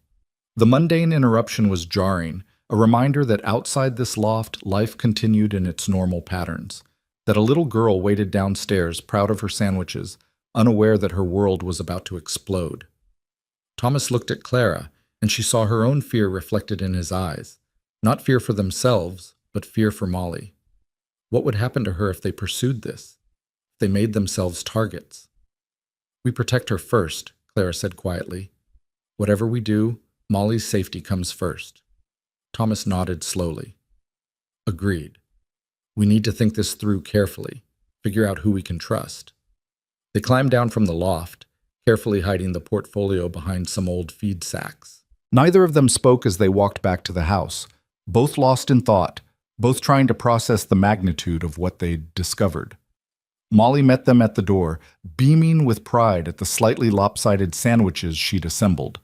Clara forced a smile, praised the girl's efforts, and sat down to eat food she couldn't taste. Across the table, Thomas did the same, and Molly chattered on about the chickens and the weather and a bird's nest she'd found, oblivious to the tension crackling between the adults. After lunch, Thomas excused himself to check on the cattle. Clara watched him go, then turned to find Molly studying her with those too perceptive brown eyes. "Are you and Daddy fighting?" the girl asked bluntly. "No, sweetheart, we're not fighting." "You look like you're fighting. You have that pinched face that grown-ups get when they're upset but trying not to show it." Clara managed a more genuine smile. "You're too observant for your own good, you know that?" "Mama used to say the same thing. She said I noticed things other people missed." Molly tilted her head. "Is something wrong?" Clara debated how to answer. Molly deserved honesty, but she also deserved to keep her innocence a little longer. "Your daddy and I found some old papers of your mama's. They brought back some sad memories for him, that's all." "Mama's papers?" Molly's expression grew serious. "What kind of papers?" "Just notes she made about the ranch. Nothing for you to worry about." But Molly was worrying. Clara could see it in the way the girl's shoulders tensed, in the sudden stillness that came over her. "Mama was scared before she died. I was little, but I remember. She kept checking the windows at night, and she wouldn't let me play outside alone anymore. Daddy thought I didn't notice, but I did." Clara's heart clenched. "You never told anyone that?" "Who would I tell? Daddy was so sad after Mama died. I didn't want to make him sadder." Molly looked up at Clara with eyes far older than her years. "Did Mama's papers say why she was scared?" Clara chose her words carefully. "Your mama was very brave. She found out about some bad things some people were doing, and she wanted to make them stop. That's the kind of person she was, someone who stood up for what was right, even when it was hard. And the bad people hurt her for it." It wasn't a question. Molly said it with flat certainty, as if confirming something she'd always suspected but never dared speak aloud. "We don't know that for sure," Clara said, though the words felt like lies. "But your daddy and I are going to find out the truth. I promise you that." Molly was quiet for a long moment, processing this. Then she reached out and took Clara's hand, squeezing it tight. "Don't let them hurt you too, or Daddy. I can't lose anyone else." The simple plea broke something in Clara's chest. She pulled Molly into a hug, holding her close, feeling the fragile weight of this child, who'd already lost too much. "We'll be careful," she whispered into Molly's hair. "We'll be so careful." But even as she said it, Clara knew careful might not be enough. They'd stumbled onto something bigger than a simple land dispute. They'd uncovered a conspiracy that reached into the highest levels of local power, that had already claimed at least one life and ruined countless others. And now they had a choice: stay silent and safe, or speak truth and risk everything. That evening, after Molly had gone to bed, Clara and Thomas sat on the porch again, the portfolio between them. They'd spent the afternoon reviewing every document, trying to understand the full scope of what Elizabeth had uncovered. "There are at least 12 families affected," Thomas said quietly. 12 properties stolen through forged documents, manufactured debts, or fraudulent legal claims. And those are just the ones Beth found. There could be more. "We need allies," Clara said. "People who've been hurt by this, who might be willing to stand with us. Power in numbers." "Most of them don't know they've been robbed. The documents are complex enough that by the time they realize what happened, it's too late. They've already lost everything." Thomas's jaw clenched. That was the genius of it. Make it look legal. Make it seem like their own fault for not reading the fine print or understanding what they were signing. "There has to be someone we can trust, a lawyer who isn't compromised, a lawman from outside the area, someone. The nearest federal marshal is 3 days' ride from here, and we'd need to get to him without Garrett or Webb finding out. The moment they suspect we know something, we become targets. Thomas looked at Clara, his expression grave. Maybe you should leave. Take Molly and head east, somewhere these people can't reach you. I'll handle this alone. No. Clara's voice was firm. I'm not running anymore. I've spent 2 years running from something I didn't do, letting powerful men define who I am and what my life is worth. This is my fight as much as yours. They stole my family's land. They sent me to prison. They took years of my life. She met his eyes. I'm staying. We do this together. Thomas studied her face for a long moment, and something shifted in his expression, respect perhaps, or recognition of a kindred stubborn streak. Together then, but we need to be smart about this. We document everything. We make multiple copies of all this evidence and hide them in different places. We identify who we can trust, really trust, and we approach them carefully. We build our case until it's ironclad, until even corrupt officials can't ignore it. Clara paused. And we prepare for the possibility that we might lose, that we might have to run. I'm not leaving my land. Even if staying means dying for it, even if it means putting Molly in danger. The question hung heavy between them. Thomas closed his eyes, pain etched across his features. When he opened them again, the fire had dimmed slightly, replaced by grim pragmatism. We'll prepare for all possibilities, but I won't abandon what Beth died protecting. I owe her that much. Clara nodded slowly. She understood. This wasn't just about land anymore. It was about honoring a woman who'd sacrificed everything to expose the truth. It was about justice for Elizabeth Reed and for all the other victims of Western Valley Holdings' greed. Then we start tomorrow, she said. We make copies, we hide them, and we start figuring out who we can trust. Tomorrow, Thomas agreed.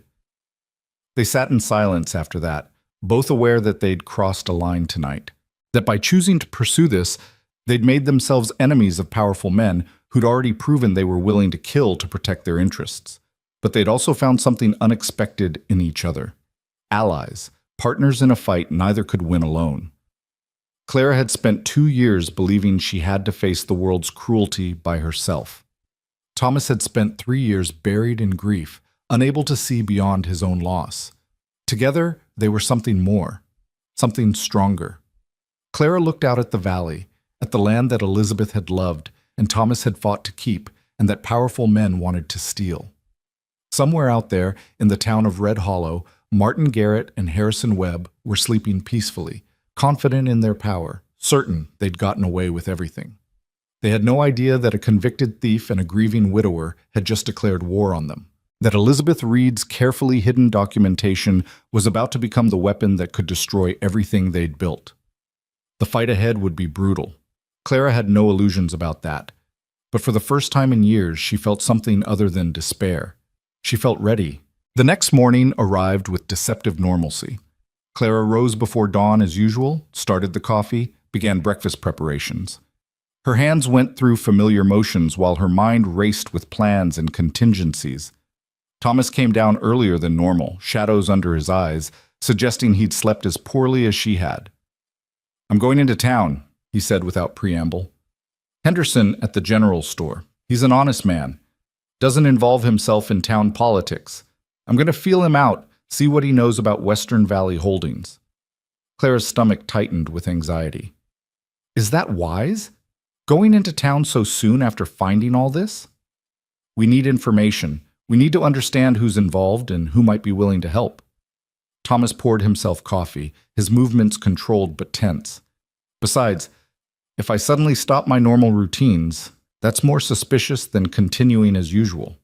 He was right, but Clara couldn't shake the feeling of impending danger. Be careful what you say. If Henderson's connected to any of this, he's not. I've known him 15 years. He's a good man.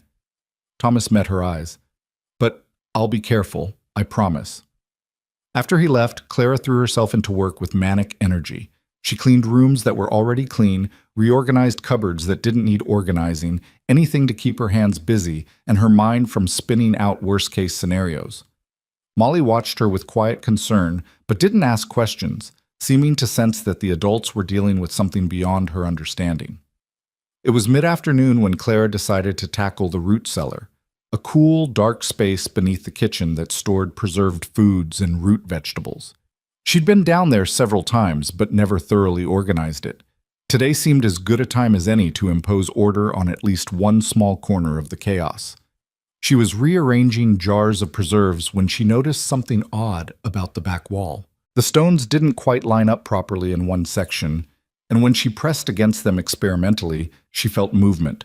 Her heart rate picked up as she worked her fingers into the gaps, pulling carefully until several stones came loose, revealing a hollow space behind them. Inside was another oilcloth package. Clara's hands shook as she unwrapped it. More documents, these ones even more damning than what they'd found in the loft. Bank statements showing deposits to James Carlisle from Western Valley Holdings. Correspondence between Martin Garrett and various county officials, discussing how to handle property owners who refused to sell. And most damning of all, a letter in Harrison Webb's handwriting detailing a meeting with the woman who'd been asking too many questions and needed to be dealt with permanently. The date on that letter was December 10th, 1884. Elizabeth Reed had died on December 12th. Clara sat back on her heels, the letter trembling in her hands. This was it. This was the proof that Elizabeth's death hadn't been an accident. They'd planned it. They'd murdered her because she'd gotten too close to the truth. She was still sitting there, frozen with horror and rage, when she heard horses approaching the house. Multiple horses, moving fast. Clara scrambled up the cellar stairs, reaching the kitchen just as someone pounded on the front door. "Open up! Sheriff's business!" Clara's blood turned to ice. She shoved the documents into her apron pocket and forced herself to walk calmly to the door. Through the window, she could see 3 men on horseback, one wearing a sheriff's badge, the other 2 looking like hired muscle rather than deputies. She opened the door, keeping her expression neutral. "Can I help you?" The sheriff was a heavy-set man with cold eyes and a mouth that turned down at the corners. "You Clara Wynne?" "I am." "Sheriff Porter, I need to ask you some questions about your whereabouts on the night of August 15th. Clara's mind raced. August 15th was 3 days ago. She'd been here at the ranch, had never left the property. "I was here. All evening." "Why?" "There was a fire in town that night. Henderson's general store burned to the ground.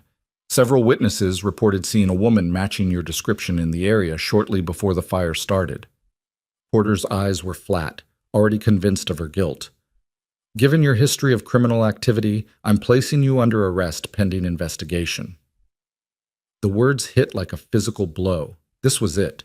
The setup Elizabeth had warned about in her journal. They were manufacturing another crime, another conviction, another way to silence someone who knew too much. "That's impossible," Clara said, fighting to keep her voice steady. "I was here all evening. Mr. Reed can confirm it." "Mr. Reed's not here right now, is he? And even if he was, we both know how reliable the word of an employer can be when defending someone he's—" Porter let the implication hang ugly in the air. "You'll need to come with me." "She's not going anywhere." The voice came from behind Clara. She turned to see Molly standing in the kitchen doorway, her small face set with determination that echoed her mother's. "Miss Molly, this is official business," Porter said, his tone softening slightly. "Your father will understand we're just doing our jobs." "My daddy will understand that you're lying." Molly stepped forward, fearless despite being a child facing down armed men. "Miss Clara was here all night on the 15th. I know because that's the night I had a nightmare, and she sat with me until I fell back asleep. She was in my room for hours." Porter's expression hardened. "Children make mistakes about dates. It's easy to get confused." "I'm not confused, and I'm not a liar like you." Molly's voice rose, righteous anger making her shake. "You and your friends have been stealing from people. My mama found out about it, and you killed her for it." The words fell like stones into shocked silence. Porter's face went white, then red with rage. "That's a serious accusation, little girl. You better watch your mouth." "Or what? You'll kill me too?" Molly's voice broke, but she didn't back down. "I know what you did. Miss Clara knows, and my daddy knows. We found all the papers my mama hid, all the proof of what you and Mr. Garrett and Mr. Webb have been doing." Clara's heart stopped. She reached for Molly, trying to pull her back, but the damage was done. Porter's expression shifted from anger to calculation, and Clara saw the exact moment he decided they'd all become problems that needed solving. "Well," he said softly, "that changes things, doesn't it?" He turned to his men. "Search the house. Find those papers." "You have no right," Clara started, but one of the men was already pushing past her, heading for the stairs. "I have every right. You're under arrest, and this property is connected to an ongoing investigation." Porter's hand moved to his gun. "Don't make this harder than it needs to be." Clara's mind raced through options, all of them bad. She couldn't fight 3 armed men. She couldn't protect Molly and the evidence simultaneously. And Thomas wouldn't be back for hours, assuming he made it back at all. For all she knew, they'd already gotten to him in town. The man searching upstairs was tearing through rooms, the sound of breaking furniture and scattering belongings audible from below. Clara thought of the portfolio hidden in the barn loft, the documents in her apron pocket.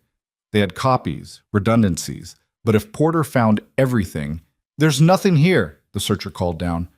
"Just normal household stuff." Porter's eyes narrowed. "Check the barn, the outbuildings. Tear this whole place apart if you have to." He looked at Clara. "Where are they?" "I don't know what you're talking about." His backhanded slap came so fast Clara didn't have time to dodge. She stumbled, tasting blood, her vision swimming. Molly screamed and launched herself at Porter, small fists flailing. He caught her easily, holding her at arm's length while she kicked and fought. "Stop," Clara gasped. "Don't hurt her. I'll tell you where they are." "Clara, no," Molly cried. "It's all right, sweetheart." Clara straightened, wiping blood from her lip. "It's going to be all right." But it wasn't all right. Nothing about this was all right. Clara's mind worked frantically, trying to find a way out, a way to protect Molly, a way to salvage anything from this disaster. And then she heard it. The sound of more horses approaching, moving fast. Porter heard it too. His expression shifted to satisfaction. "That'll be the rest of my men. No point trying anything heroic." But when the riders came into view, Clara felt a surge of desperate hope. It was Thomas, and he wasn't alone. Behind him rode Henderson from the general store, very much alive and unburned, along with 3 other men Clara recognized from brief trips to town. And at the rear, wearing a federal marshal's badge, was a hard-faced older man with steel-gray hair. Thomas took in the scene in an instant, Clara's bleeding lip, Molly struggling in Porter's grip, the men searching his property. His face went cold with fury. "Let my daughter go, now!" Porter released Molly, who ran to her father, but his hand stayed near his gun. "Reed, I'm placing your employee under arrest for arson. You'd be wise not to interfere with the law."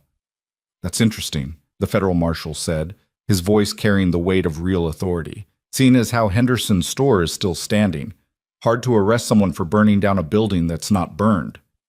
Porter's face went carefully blank. "I received reports." "You received orders to manufacture a charge and silence a witness."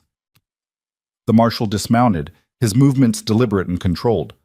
"I'm Marshal William Thorne, and I've been investigating Western Valley Holdings for the past 6 months. Mr. Reed came to me in town today with some very interesting documents that corroborate everything my investigation has uncovered." Clara's knees nearly buckled with relief. Thomas had found help. Real help. Porter's hand moved toward his gun, but Thorne was faster, his own weapon drawn and aimed before Porter could clear leather. "I wouldn't. Your men are outnumbered, and I've got federal warrants for the arrest of Martin Garrett, Harrison Webb, and James Carlisle. Your name's on the list too, Porter. Conspiracy, fraud, and murder." "Murder?"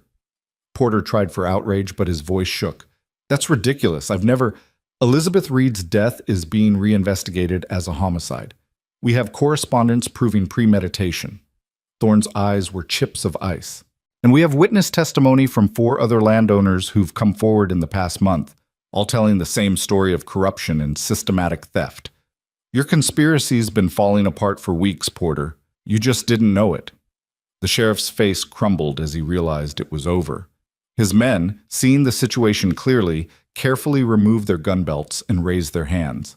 Within minutes, Thorne had them all in custody, and Clara was standing on her own porch watching the men who'd tried to destroy her life being led away in chains. Thomas dismounted and came to her, Molly still in his arms. Are you hurt? Nothing serious. Clara touched her split lip gingerly. How did you... I thought you were just going to talk to Henderson. I was. But when I got to town, I found out that Garrett had left for the territorial capital 3 days ago in a hurry. Webb tried to withdraw all his funds from the bank yesterday, and the tellers refused. They'd already been contacted by federal investigators. The whole thing was collapsing. Thomas shifted Molly in his arms. Henderson told me Marshal Thorne had been working undercover for months, gathering evidence. I went straight to him with what we found. He'd been waiting for something concrete enough to move on. Elizabeth's journal and documentation gave him everything he needed. Marshal Thorne approached, having finished securing his prisoners. Mrs. Wynne, I apologize for what you've endured. Your conviction is being overturned as we speak. You were a victim of a conspiracy to obstruct justice, and you'll receive compensation from the territorial government for your wrongful imprisonment. Clara could barely process the words. Overturned, wrongful imprisonment, compensation. Things she'd stopped believing were possible. My family's land, she whispered. They stole it.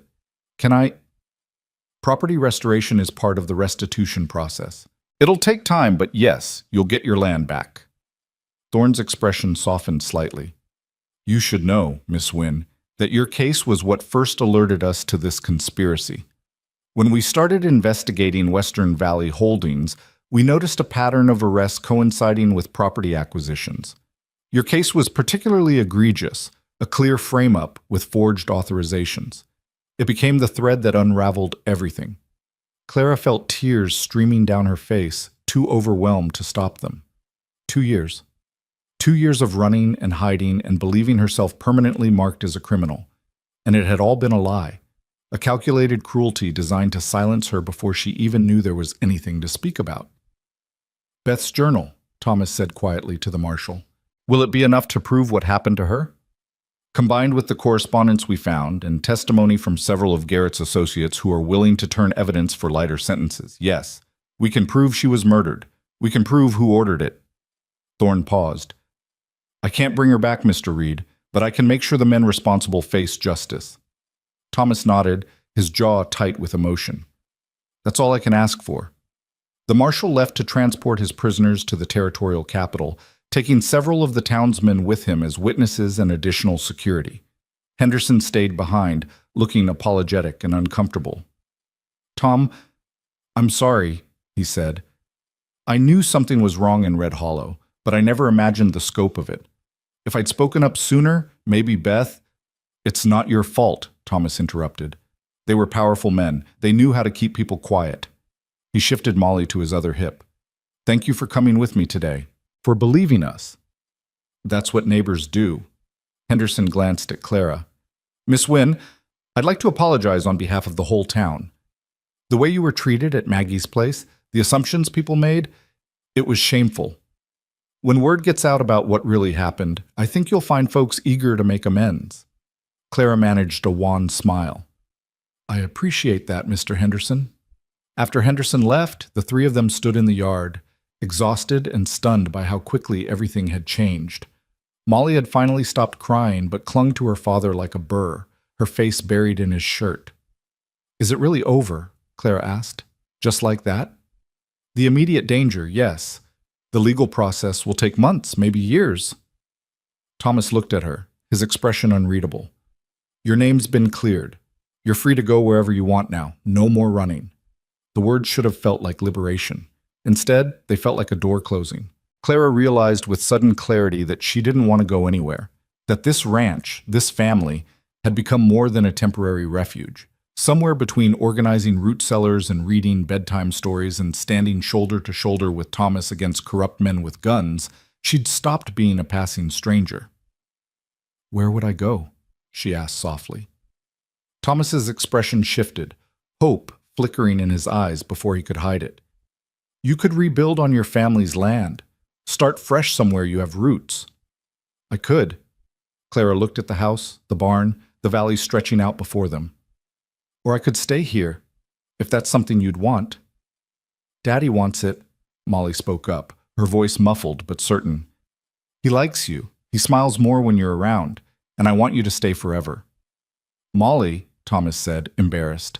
That's not, you can't just. It's true, though. Molly lifted her head, looking between them with exasperation. Grown-ups are so silly sometimes. You both want the same thing, but you're too scared to say it. Clara felt heat rise to her cheeks. She looked at Thomas, saw the same flush on his face, and suddenly laughed.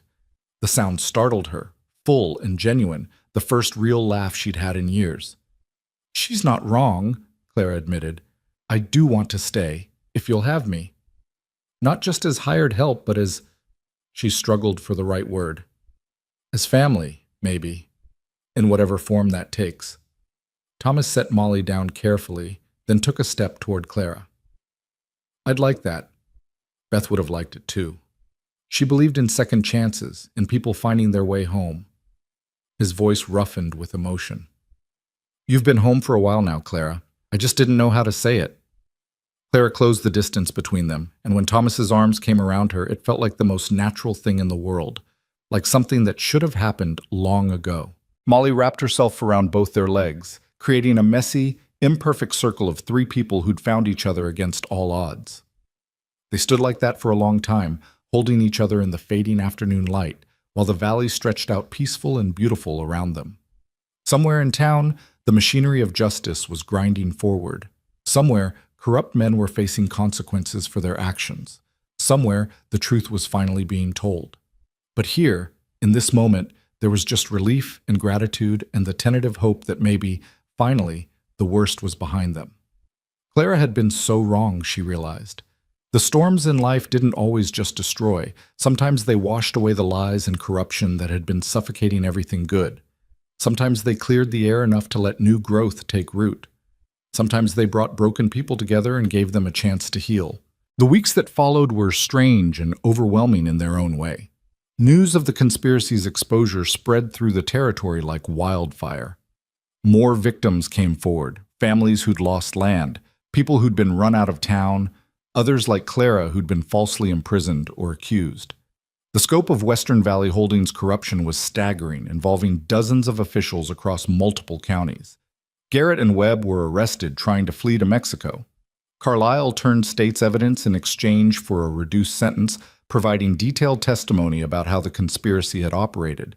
Sheriff Porter and 6 other officials were charged with various crimes ranging from fraud to murder. Elizabeth Reed's death was officially ruled a homicide.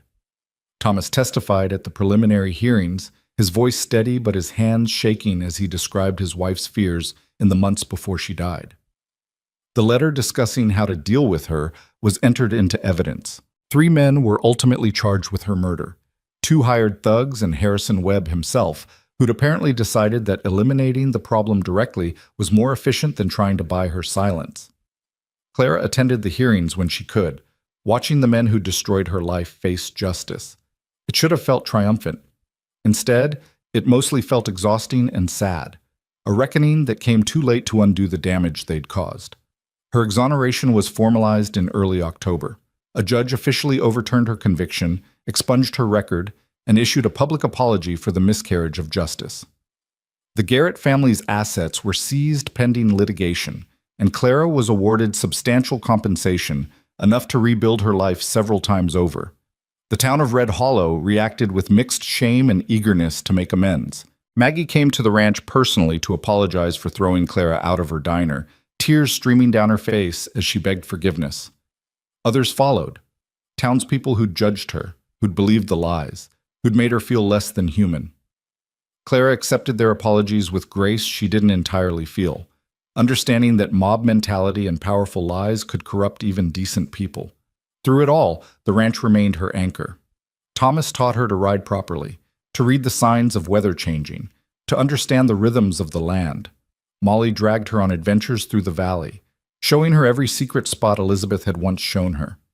And slowly, carefully, Clara and Thomas built something new between them, not rushing, not trying to replace what he'd lost, but creating space for what they'd both found.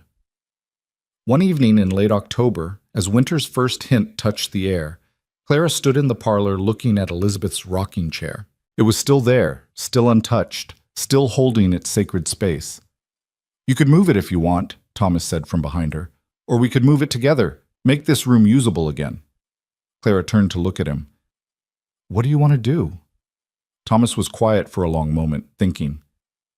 I think Beth would want this room to be lived in, would want that chair to rock children again, to be part of life rather than a monument to death. He moved to stand beside Clara. But I don't know if I can do it alone. You're not alone, Clara said simply. Together they moved the rocking chair to Molly's room, where it would be used and loved rather than preserved in grief. They cleared out the parlor, cleaning and rearranging, slowly transforming it from a shrine into a living space. It hurt. Clara could see that in Thomas's face, in the way his hands lingered on certain objects. But it was a healing kind of hurt, the pain of a wound finally being properly cleaned so it could close. That night, after Molly was asleep, Thomas and Clara sat on the porch as they so often did. But this time, Thomas reached over and took her hand, holding it gently but firmly. I don't know what we're building here, he said quietly. It's too soon to call it anything definite. But I know I want you here, not as an employee, not even just as family, as something more. Clara's heart stuttered. Thomas, I'm not asking for anything you're not ready to give. I just need you to know that's where my heart is headed. Has been for a while, if I'm honest. He squeezed her hand. Take whatever time you need. I'll wait. Clara looked at their joined hands, at this good man who'd offered her shelter when she had nothing, who'd believed in her innocence when everyone else saw only a criminal, who'd fought beside her against impossible odds. She thought about Elizabeth's journal, about the love that had poured from every page, about how Thomas honored that love not by staying frozen in grief, but by remaining the kind of man who could offer kindness to strangers and justice to the wronged. I don't need time, she said softly. My heart's been headed there too. I just didn't think I had the right to want it. Thomas turned to look at her, and the hope in his eyes took her breath away. You have every right. You've earned every good thing this world can give you, Clara Wynne. He leaned in slowly, giving her every chance to pull away. But Clara didn't pull away. She met him halfway, and when their lips touched, it felt like coming home and setting out on a new journey simultaneously. It was gentle and careful and full of promise. When they pulled apart, both of them were smiling, real smiles, the kind that came from deep places that had been dark too long. Molly's going to be insufferable, Thomas said, laughing quietly. She's been planning our wedding since about a week after you arrived. Smart girl. Clara leaned her head on his shoulder, feeling the steady warmth of him, the solid reality of a future she'd stopped believing was possible. Takes after her mother. They sat together as the stars came out, making quiet plans and sharing comfortable silences, while inside the house a child slept peacefully, dreaming of the family that had rebuilt itself from loss and lies and unlikely love. The road ahead wouldn't be easy. Legal battles still loomed, community relationships needed mending, and they were still learning how to navigate their feelings for each other. But they would face it together, three people who'd been broken and scattered, finding wholeness in each other. Clara had come to this valley with nothing but a past she couldn't escape. She was staying with a future she'd helped create, built on truth and justice and the stubborn belief that people deserve second chances. Some people pass through places, leaving barely a trace. Others become the foundation upon which new stories are built, the steady ground where healing can finally take root. Clara Wynne had stopped passing through. She was home. Winter came to the valley with unexpected gentleness that year, the snow falling soft and steady rather than in the violent storms that usually marked the season. Clara stood at the kitchen window on a December morning, watching the white world transform everything familiar into something new and clean, and thought about how much had changed in the 4 months since Marshall Thorne had ridden away with his prisoners. The trials had concluded 2 weeks earlier. Martin Garrett and Harrison Webb were sentenced to 20 years in territorial prison for fraud, conspiracy, and accessory to murder. The two men who'd actually killed Elizabeth Reed were sentenced to hang, their executions scheduled for spring. James Carlisle received 10 years for his role in the conspiracy, his legal career destroyed beyond any hope of redemption. Sheriff Porter got 15 years, and 6 other officials received varying sentences based on their involvement. Clara had attended the final day of sentencing, sitting in the crowded courtroom beside Thomas and Molly. When the judge read the verdicts, she'd expected to feel triumph or satisfaction. Instead, she'd felt only a deep, weary relief. Justice had been served, but it couldn't erase the years she'd lost or bring Elizabeth back or undo the damage done to dozens of families across the territory. What it could do was draw a line. This chapter was closed. What came next was up to them.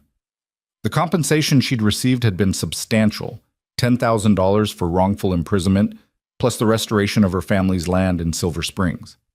The property was worth another $8,000 at current market rates. Clara had never imagined possessing such wealth. For weeks after the bank draft arrived, she'd simply stared at it, unable to fully comprehend what it meant. Thomas had been characteristically practical. "It's your money, Clara. You use it however you see fit. No one can tell you what to do with it." But that was the problem. Clara had no idea what she wanted to do. She'd spent so long just surviving that the prospect of actually building a life felt overwhelming. The only thing she knew with certainty was that she wanted to build it here, with Thomas and Molly, in this valley that had become home. The answer came to her one evening in late November, when Molly had been struggling over a book that was slightly too advanced for her reading level. The girl's frustration had been palpable, and Clara had sat with her for over an hour, patiently working through the difficult passages. "I wish there was a school closer," Molly had said wistfully. "Miss Peters in town is nice, but it's so far to ride every day, and she has too many students to help everyone who needs it." Thomas had looked up from the harness he was mending. "There used to be a school in the valley, years back, but the teacher left and no one ever replaced her. Most folks teach their children at home if they can read themselves. If they can't," he'd shrugged helplessly. That night, Clara couldn't sleep.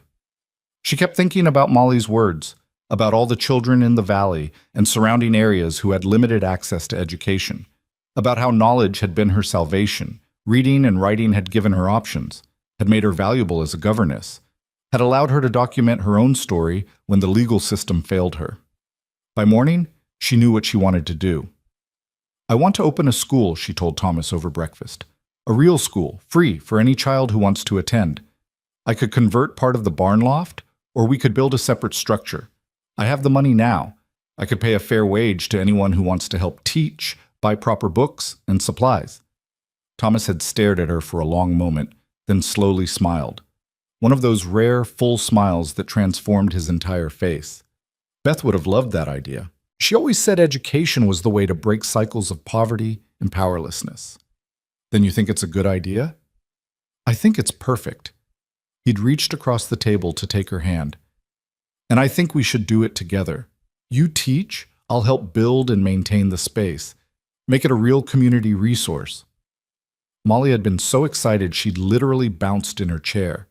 "Can I help? Please. I could assist with the younger children. I could show them how to write their letters." So they'd begun planning in earnest.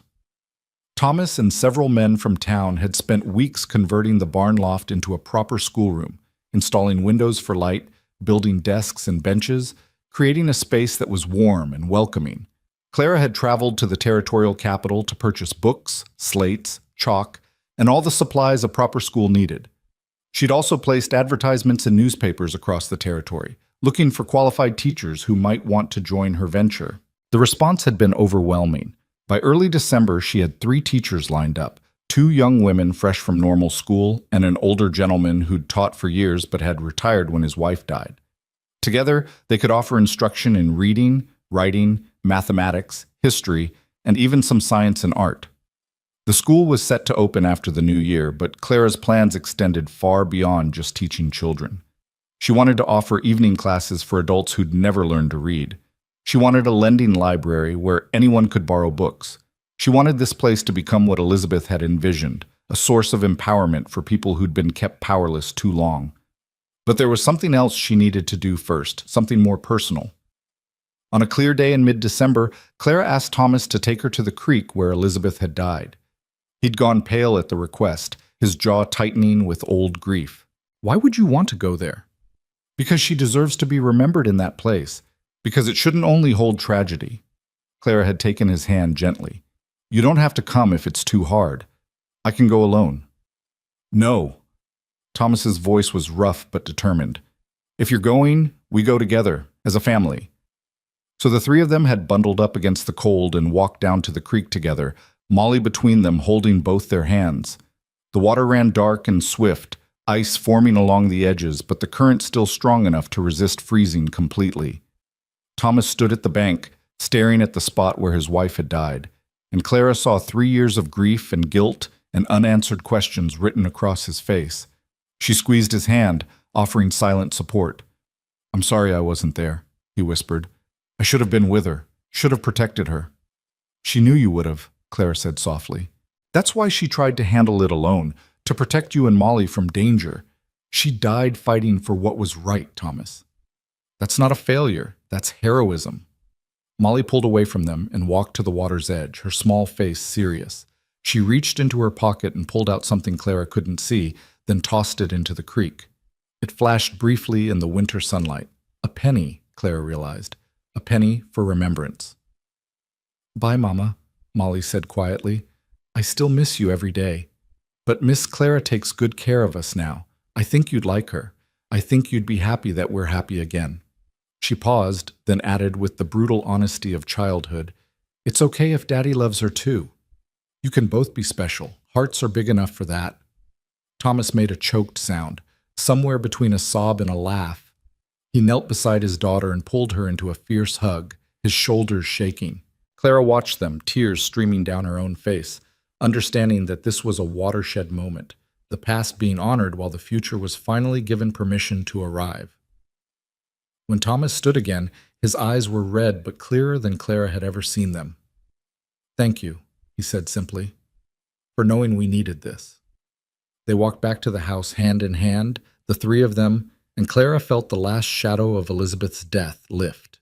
It would always be part of their story, but it no longer had to define them. They could move forward now, carrying her memory with love rather than drowning in grief. That evening, Thomas surprised Clara by asking her to walk with him out to the eastern pasture. The sun was setting, painting the snow-covered valley in shades of pink and gold. They stood together watching the light fade, their breath-making clouds in the cold air. "I've been thinking," Thomas said carefully, "about what comes next. For us." Clara's heart rate picked up. They'd been carefully dancing around the future for weeks now, both aware that their feelings had deepened into something serious, but neither quite ready to name it. "What have you been thinking?" "That Molly was right back in October. We both want the same thing, but we're too scared to say it." He turned to face her fully. "I love you, Clara. I didn't think I could love anyone again after Beth died, but you've shown me that the heart doesn't replace, it expands. There's room for both, room for honoring what was and embracing what is." Clara felt tears spring to her eyes. "I love you too. I think I have for a while now. I just didn't think I deserved—" "Stop." Thomas cupped her face gently, his thumb brushing away a tear. "You deserve everything good this world has to offer. You deserve love and security and a place to belong. And I want to give you all of that, if you'll let me." "Yes," Clara whispered. "Yes to all of it." Thomas smiled, then reached into his pocket and pulled out a small box. This was Beth's ring. She'd want you to have it, want you to wear it. But if you'd rather have something new, something that's just ours. Clara took the box with trembling hands and opened it. Inside was a simple gold band with a small sapphire, elegant in its unpretentiousness. It was perfect. "I'd be honored to wear Elizabeth's ring," she said softly. "She brought us together in a way, through her journal and her courage. This feels right." Thomas slipped the ring onto her finger, a perfect fit, as if it had been waiting for her all along. Then he kissed her, sweet and deep and full of promise, while the valley spread out around them in winter's peaceful embrace. When they returned to the house, Molly took one look at Clara's hand and let out a shriek of pure joy that probably scared every animal within a mile radius. She launched herself at both of them, talking so fast her words tumbled over each other. "I knew it! I knew you'd get married. Can I be in the wedding? Can we have a cake? Can we do it soon? Can my dress be blue? Can—" "Breathe, sweetheart," Thomas laughed, catching her mid-bounce. "We haven't even planned anything yet." "But you will, right? You'll get married soon?" Clara and Thomas looked at each other, and Clara saw her own thoughts reflected in his eyes. They'd both waited long enough for happiness. Why wait any longer? "How about spring?" Clara suggested. "After the school opens and settles into routine. Maybe in April, when the valley's starting to green up again. April, Thomas agreed. That gives us time to do it right. Molly's squeal this time was even louder. The winter months passed in a blur of preparation and planning. The school opened in early January to an initial enrollment of 23 children ranging from age 5 to 15. More students trickled in over the following weeks as word spread that the education was free and of high quality. By March, they had 40 students and a waiting list. Clara threw herself into teaching with a passion she hadn't known she possessed. These children, many from families that had been victims of Western Valley Holdings corruption, deserved every opportunity to build better futures. She worked tirelessly to reach each one, to understand their individual needs and learning styles, to make education accessible and exciting. The evening adult classes were equally successful, with parents and grandparents coming to learn the skills they'd been denied in their own youth. Clara would never forget the sight of a 60-year-old rancher painstakingly writing his name for the first time, tears streaming down his weathered face as he realized he'd finally gained the ability to sign legal documents himself, to never again be at the mercy of others who could read what he couldn't. Through it all, Thomas was her steadfast support. He expanded the barn to accommodate more students, built additional classroom space, and even taught occasional lessons on practical mathematics, how to calculate feed costs, measure acreage, understand market prices. He and Clara made a good team, their skills complementing each other perfectly. The wedding was planned for April 20th, to be held at the ranch under the old pine tree that overlooked the valley. It would be simple, just family and close friends, a celebration of new beginnings rather than a grand social event.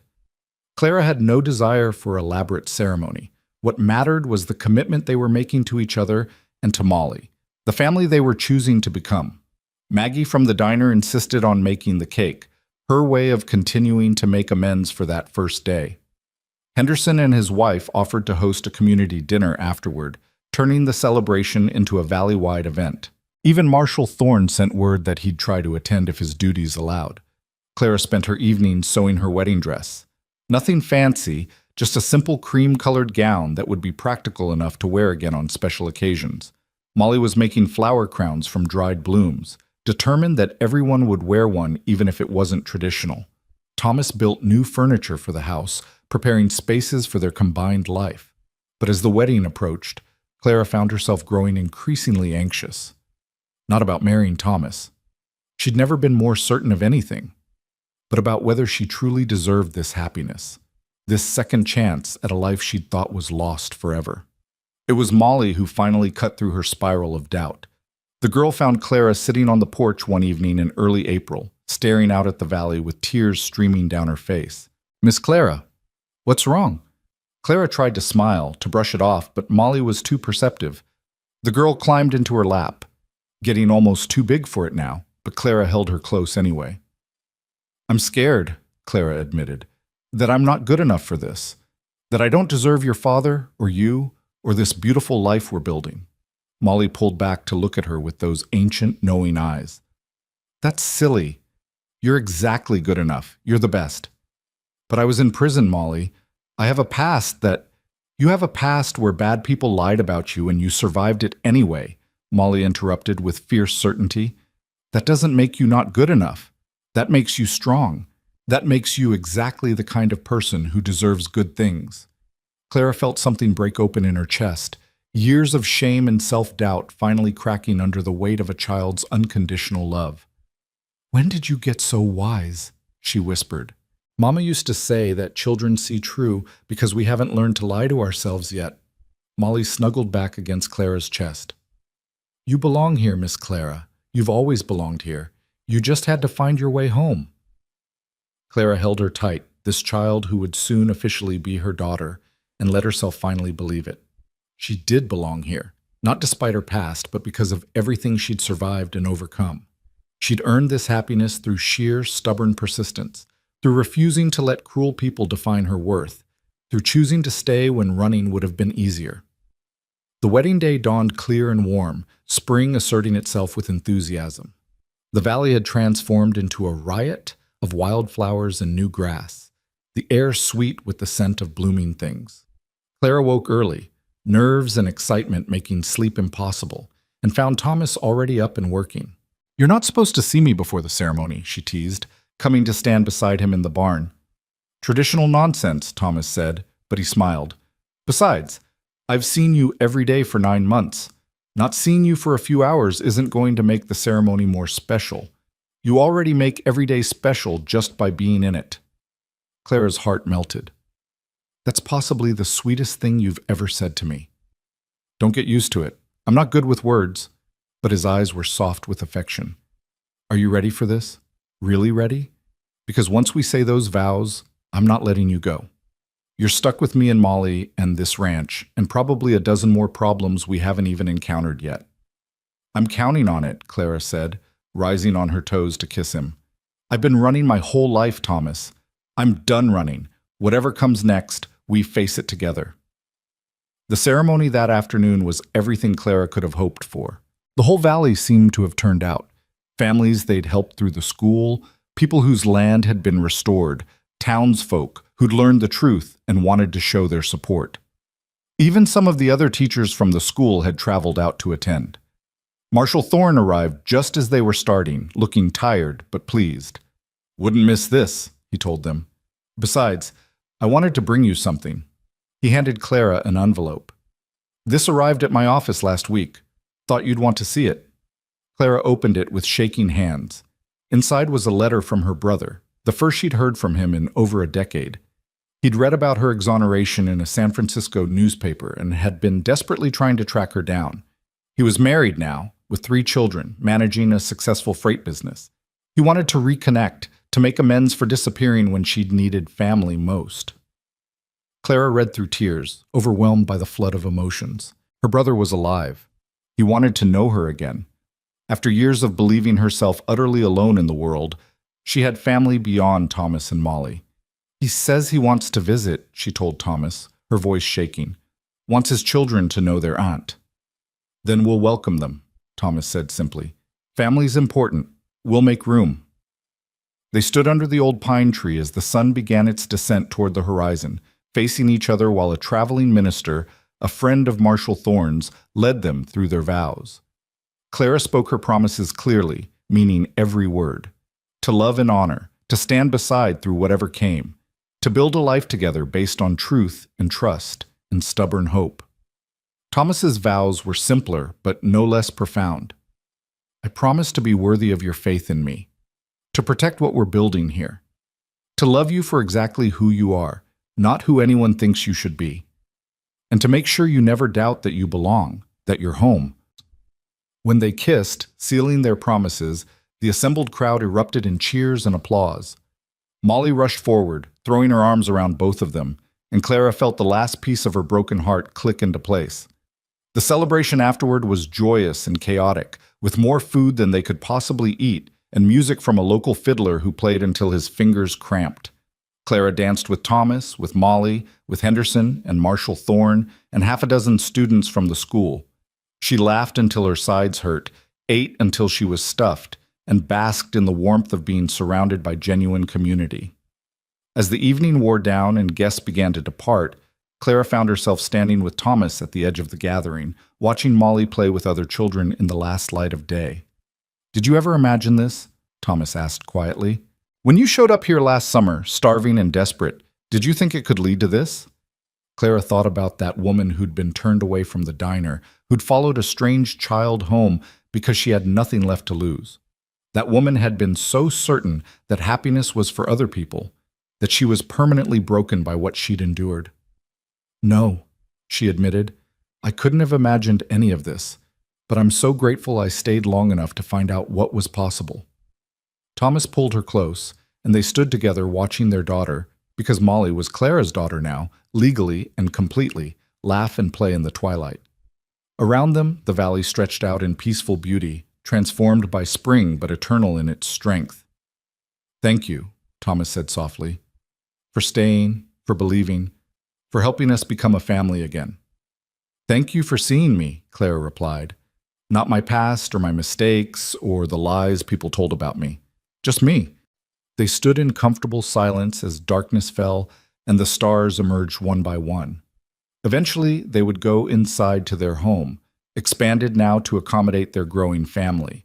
Tomorrow, Clara would return to teaching and Thomas to ranching, and they'd continue building the life they'd chosen. There would be challenges ahead, inevitable difficulties that came with any life fully lived. But tonight, Clara allowed herself to simply exist in this moment of perfect peace. She thought about the pendant Thomas had given her last month, engraved with words that captured her entire journey, not passing through anymore. She'd arrived in Red Hollow as a ghost of her former self, convinced that permanent belonging was impossible for someone with her history. She'd been so wrong. Belonging wasn't about having a perfect past or an unblemished reputation. It was about finding people who saw your truth and chose to stand with you anyway. It was about building something worth staying for, worth fighting for, worth calling home. Clara Wynne Reed, and oh, how she loved having that full name now, had finally stopped running. She'd put down roots in unlikely soil and somehow, impossibly, had grown into something beautiful. The woman who'd been broken by injustice had become a teacher who empowered others to stand against their own injustices. The woman who'd been lost had become a mother to a child who needed her. The woman who'd been alone had become a wife to a man who'd been alone too. And together they'd found that healing was possible when you had someone to share the burden. Some people pass through places, leaving barely a trace. Others become the foundation upon which entire communities are built. Clara had become the latter, not through any grand design, but through small acts of courage repeated daily. Through choosing to stay when leaving would have been easier. Through choosing to trust when suspicion would have been safer. Through choosing to love when loss seemed inevitable. The school would continue to grow, eventually expanding to include a proper lending library and hosting lectures from traveling scholars. Clara's brother would visit next year with his family, beginning a reconciliation that would enrich all their lives. Molly would grow up strong and educated, eventually becoming a teacher herself, carrying forward the legacy her mothers, both of them, had begun. The valley would thrive as the stolen land was returned and honest governance replaced corruption. But all of that was future. Tonight, Clara simply stood with her husband and watched their daughter play under emerging stars, feeling the weight of belonging settle warm and permanent in her chest. She was home. Finally, impossibly, completely home. And she was never passing through again.